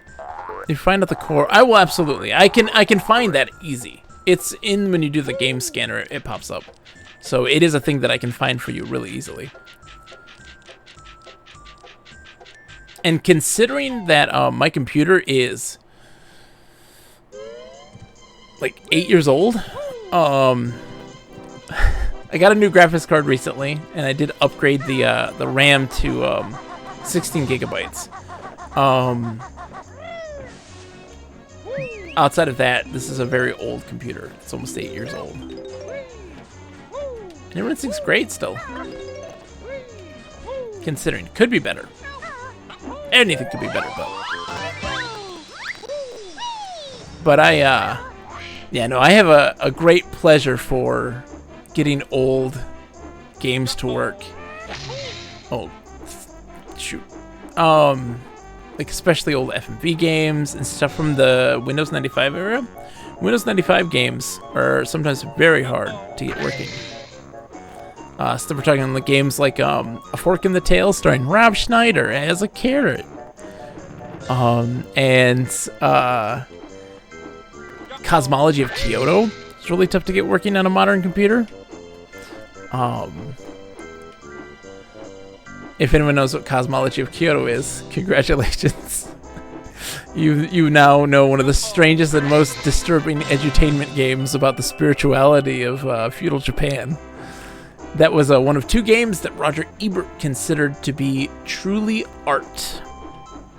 The first game being Myst, and the second game being Cosmology of Kyoto. Cosmology of Kyoto is a strange, strange, strange game. I've never heard of that game, but I've heard of Grossology. Grossology? Ooh, I've not heard of this. But I like it. I do it. The cha-cha. It's an edutainment game. It's very, like, science-based, but it's all about, like, mucus and, you know, the gross science. Slime things, yeah. Oh, almost. There was actually a cartoon series that was done by the same people that did the Magic School Bus. Nice. Magic School Bus is spectacular. I love Magic School Bus. Running low on feathers. Oh no. That is called Grossology 101. Grossology 101. I'll have to look into it. There is a gigantic okay. I know it sometimes seems very redundant. But I have a massive fascination, amongst many other things, of like edutainment games. I say this with everything, but I find games of all types to be incredibly fascinating. But I always like to point out just some of those lesser forgotten ones. Nobody really talks about edutainment games. There's a really great one about this kid who breaks into a museum, and there's a robot, and the museum has come to life, and you have to go through all of the displays, and oh no, don't you die on me right now, Banjo, buddy. Oh no, I may have completely. My favorite is the Castle of Dr. Brain. Oh man, the Sierra games are super good. The Dr. Brain series, so good. You ready? Oh, that was clutch. I didn't die. All right. Whew. Okay. What do I need to do now? There's a present and behind the snowman.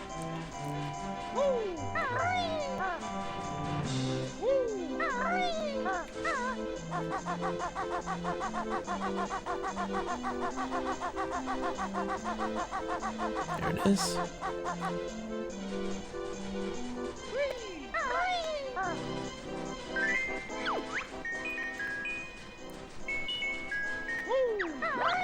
Okay, I think I got all the presents. I think.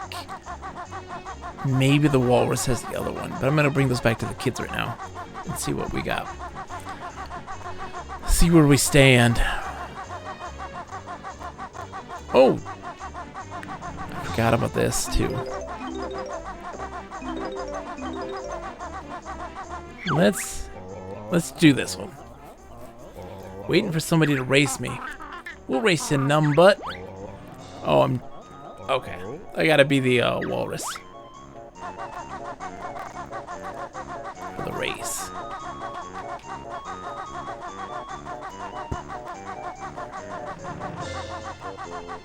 But yeah, for those who are still new to the stream, and new to me in general, who haven't seen much, I really love talking about the psychology of games.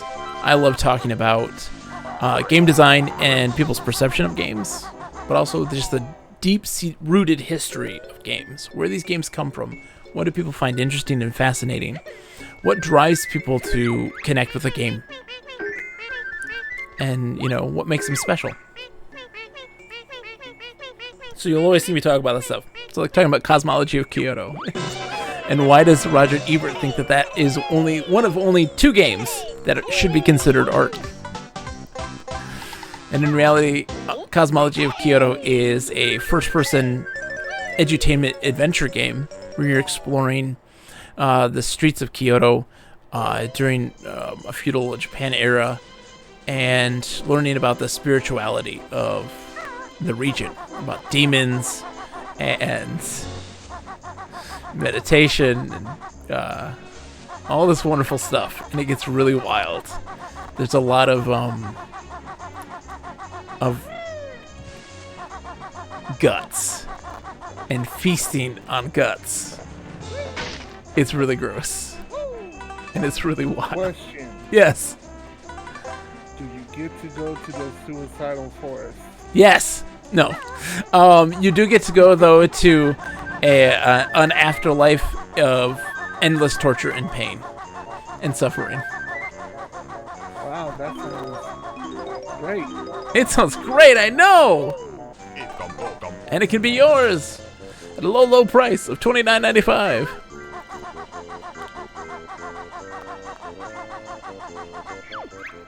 Yeah, I know. You silly walrus.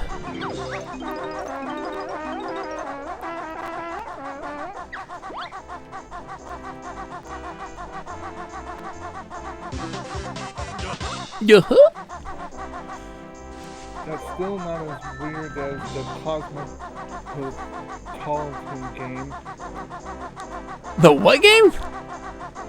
I wouldn't exactly call it a game, but it was like you got it inside of the Cosmo magazine in like the 90s. Okay. For like Windows 95. but it supposedly teaches you how to do makeup. And how Those to dye hair. are the best. I very much love the wacky and wild software that is like included with things like for instance, my wife got a free game back in the day from this store called Pomida. No idea what that is. And they had this game called Mall Madness. And it's a weird third-person, like, shop till you drop style game. It's really weird. It's really wild. And, like, the makers of the game contacted her as a 14-year-old girl. Like, tell us about what products, you know, did you connect with, and like what did you know, what ones did you really like, and what did you relate to, and ask her a lot of questions about this stuff. It's a crazy game. Okay, I'd like to turn into things. Turn me into one of your French girls, or a walrus. I will take a walrus. All fat, got big teeth.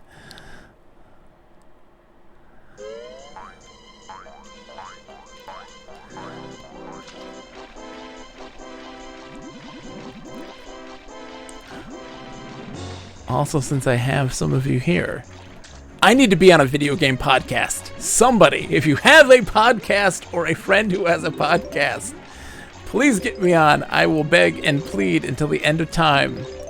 I need to be on a podcast. No, do not tell me that I'm missing one note. That is not fair, game. What's the one note I'm missing? I bet you it's on the scarf somewhere. That is cruel and unusual punishment. We should start a podcast about Captain Power. I know, right?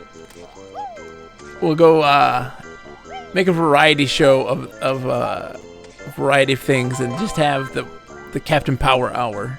Just check in. Episode 1, let's talk about it. Captain Power, for those that don't know, is like one of my all-time favorite shows as a kid. This amazing science fiction show that was really just fascinating, and I cannot believe that it ever got made. Do a podcast about podcasts, and it was brilliant. And like the creator of Babylon 5 worked on it as one of the lead writers, and it did amazing things. Where you had a toy, this toy ship, right?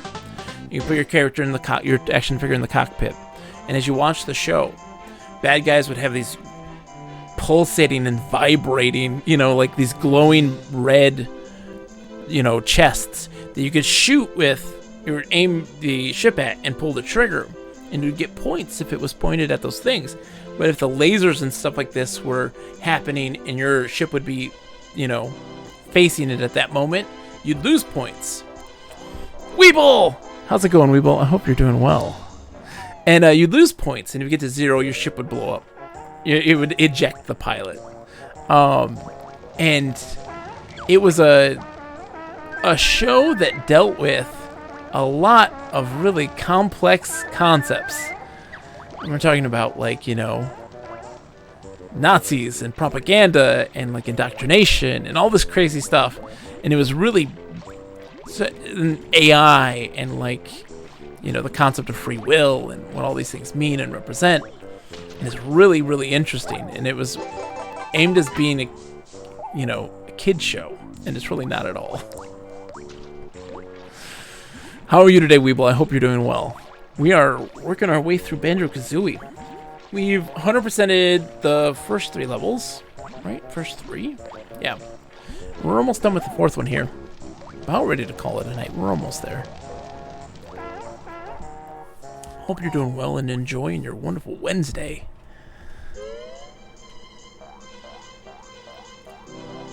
Took the day off today. That's what I'm talking about. out, Weeble. I'm glad you're taking the day off. Hopefully I know you were having some major headaches and stuff. I hope those will be alleviated.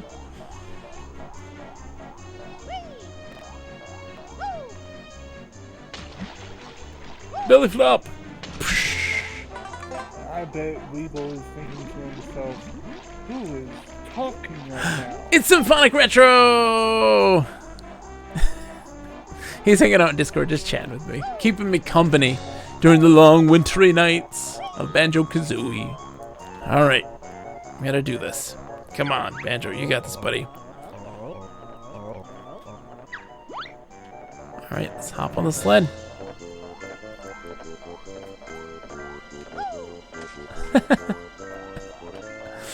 We're talking to you, Weeble. Hop on the sled, Banjo. This is tough.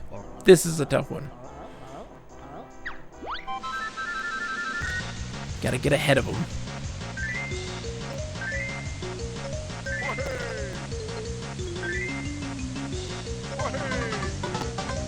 I didn't get my puzzle piece from before.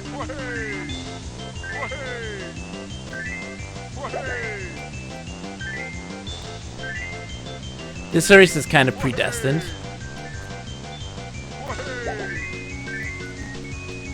It always kind of plays the same.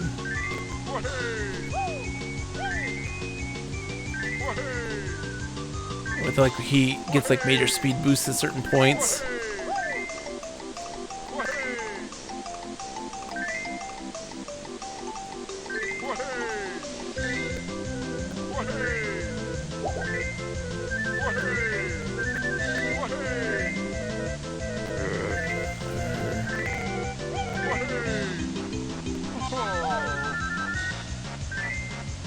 Sorry, dude. Oh, come on. Come on. No. Yes! Yes! Yes! That's so hard to do. You have no idea. Oh, my gosh.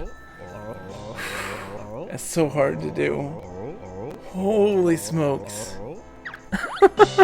Sorry. Sorry. Whew. That's not easy. That's tough.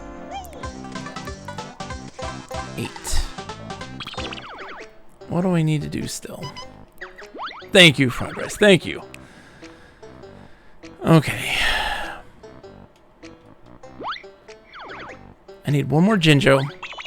I also need... I know where the Jinjo is. I need to find out what happened to the one note.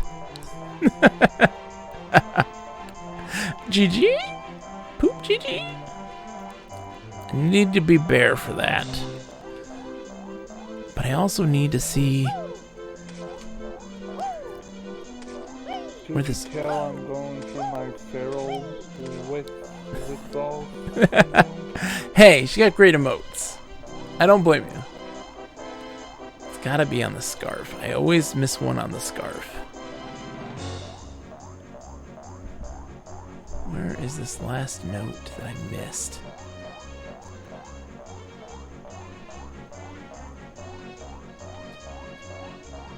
Blend in with the scarf so much. You never know. Feather.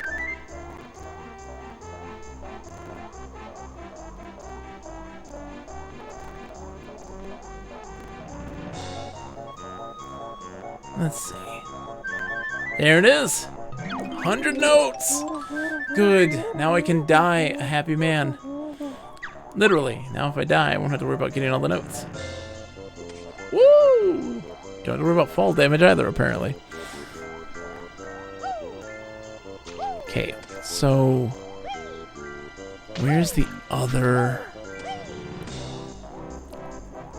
Oh. Yeah, so the next one is a race, and I can't do it until I get the super shoes. I need to be Banjo and Kazooie. You can't 100% this one yet. We're almost done.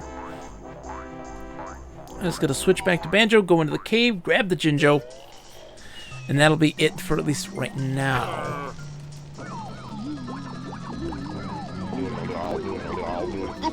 Ooga! Hoogada, hoogada, hoogada, hoogada, hoogada, hoogada, hoogada.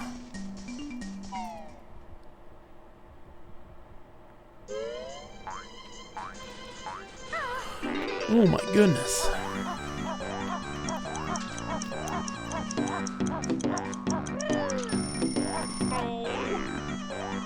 Anybody checked in on Redox? Because I know today what you're supposed to be doing Final Fantasy VI. I'm curious to know how that stream is going. Because I have never played Final Fantasy VI. And I don't want to eavesdrop on a situation where I haven't played it, because I want to at some point. But I know she's getting close to the end. She's getting real close to the end. She hasn't streamed yet? Okay. Then, man, Simon was like, I'm not going to play because she's going to be playing.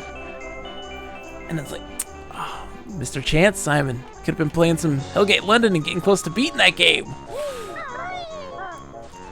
Isn't she, Lip? I thought she was. Really? Not even at the halfway point? Oh, man. I feel like she's been playing that game for a very long time. Ooh, excuse me.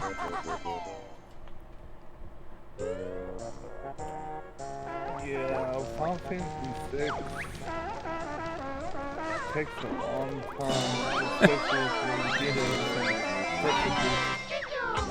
Yeah. I've got a confession to make. I've never beaten a single Final Fantasy game in my life. In my life. The closest I ever got was 9. I got to the... What's... 6, 7, and 13. That's about it. That's still not bad. 6, 7, and 13. Those are good ones too. I've gotten close to beating 9, but there was a certain, as a kid, I loved it. I really enjoyed the game a bunch. But then there's a point where it's like you have to use all of the characters, and I was like, I only played as like these 4, so I'm not gonna do that. I'll have to level everybody. Apparently it didn't, but my young brain was like, nope, I can't do that.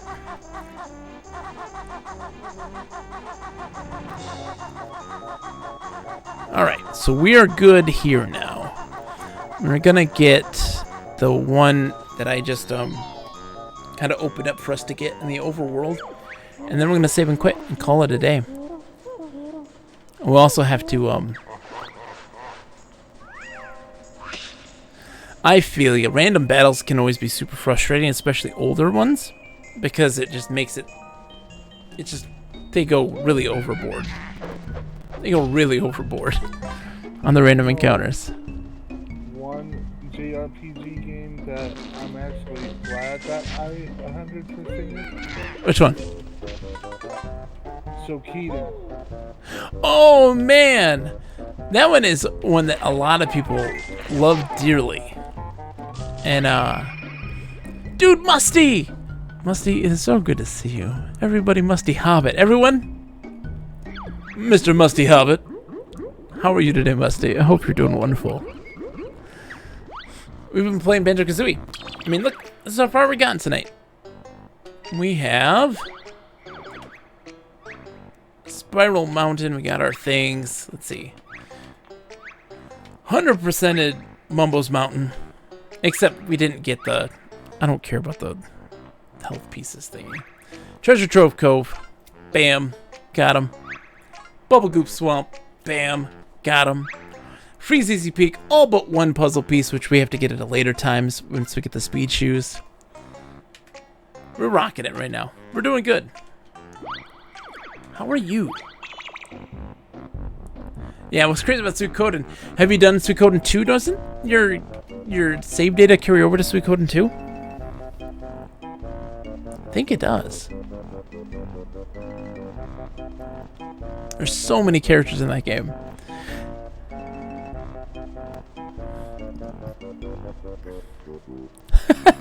I thought the pot was called Musty Hobbit. I was thinking, what a peculiar name. Nope. Nope, that's just Musty. Let's see.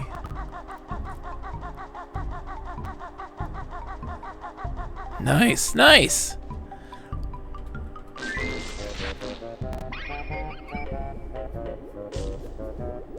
Just unlocking my pots. Yeah, I've been playing a whole bunch of... What you been playing lately, Musty? What's been on your docket? I'm curious to know what games you've been doing, like, because you got the Xbox now, the new one, the Series X. How's that going?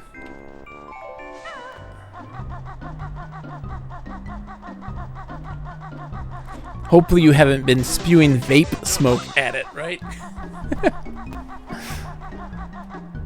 Oh no. That hurt. Okay. So we need to do this part here. Once we're done with this, we're probably going to call it a night and see who we can raid. Let's see. Okay.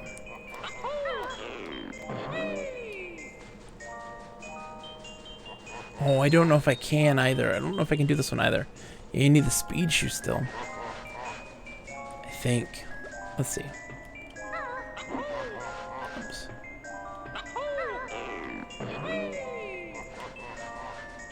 Did I skip a level? I feel like I might have. I played Bright Memory. What's Bright Memory like? I've never heard of this. It is silly too, because also spewing a water vapor at your systems, that's not good. That's not good. Like, you guys know that, right? It's not a good idea to do that.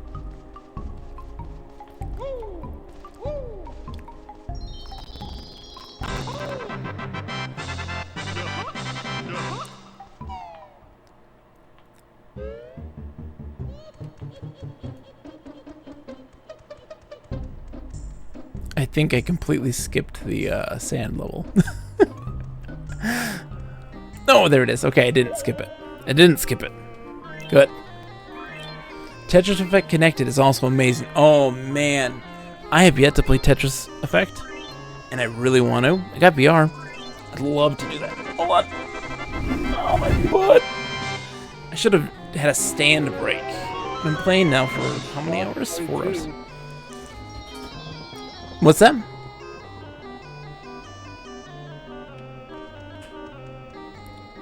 And I died. Tetris Effect, I believe it's crossplay. Oh, is it? Oh, for the connected? Because I think that's only on the Xbox Series X right now. I don't know if they have multiplayer on Tetris Connect. Or Tetris Effect. Tetris Effect. Yes, that's what it's all about. It's all connected. Yes. Never mind. Yeah, I think you can have up to like 4 players into one Tetris game and combine the lines. Oh, that's interesting. Oh, it's going to be an update everywhere else too? Okay. Bright Memory is an FPS with guns, kinetic powers, and melee. I'm always fascinated by first-person shooters or first-person games that have a melee focus, that have like melee in it. So games like Xenoclash are really interesting, and Condemned. That's always, and like Mirror's Edge, you know, has a melee kind of facet to it. It's always easy to mess up, I feel like.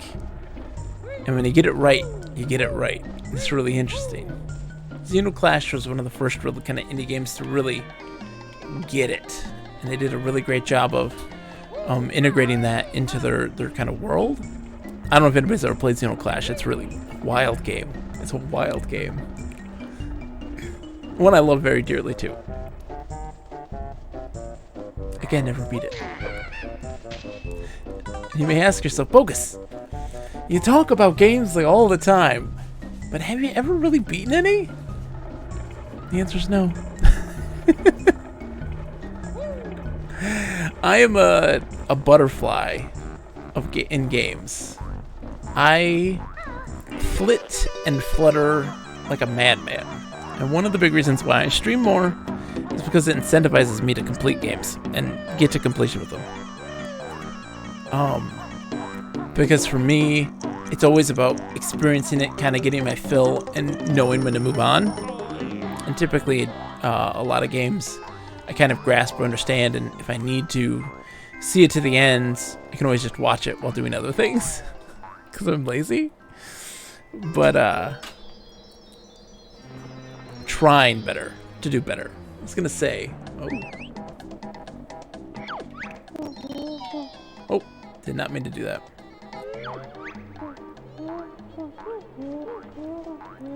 I don't know. It's midnight. I need to get some sleep. I'm like, I was gonna think about maybe doing Gobi's Valley. But I'm like, I don't know if that's the best idea. Let's save and quit. Yes, I'm sure.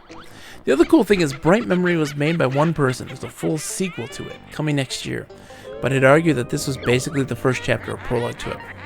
A lot of people seem to be doing that sort of thing now, Musty, like throwing out a quote-unquote demo that really is like the first, length of the game. Especially in the adventure game genre, that seems to happen a lot. There's a really cool EGA-style parser adventure game called Crimson Diamond. And you pretty much play the first chapter of the game as the demo. It's really good. Ooh la la, Gruntilda. Creeped out by the modes.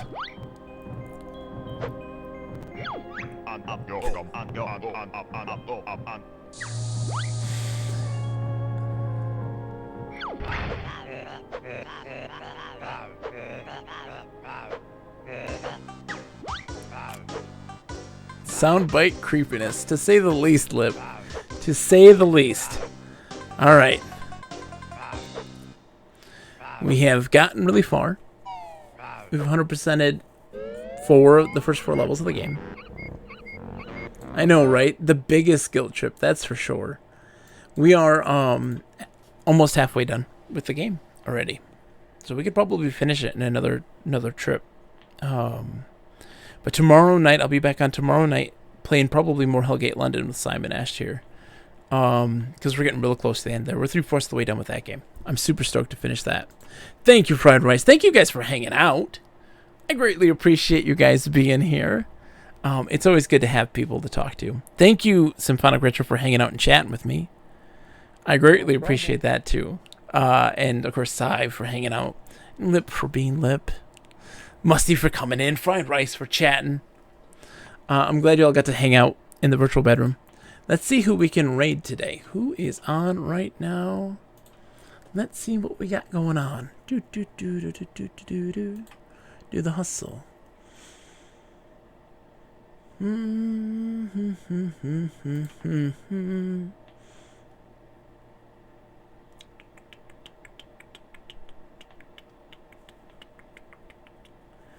Let's go say hi.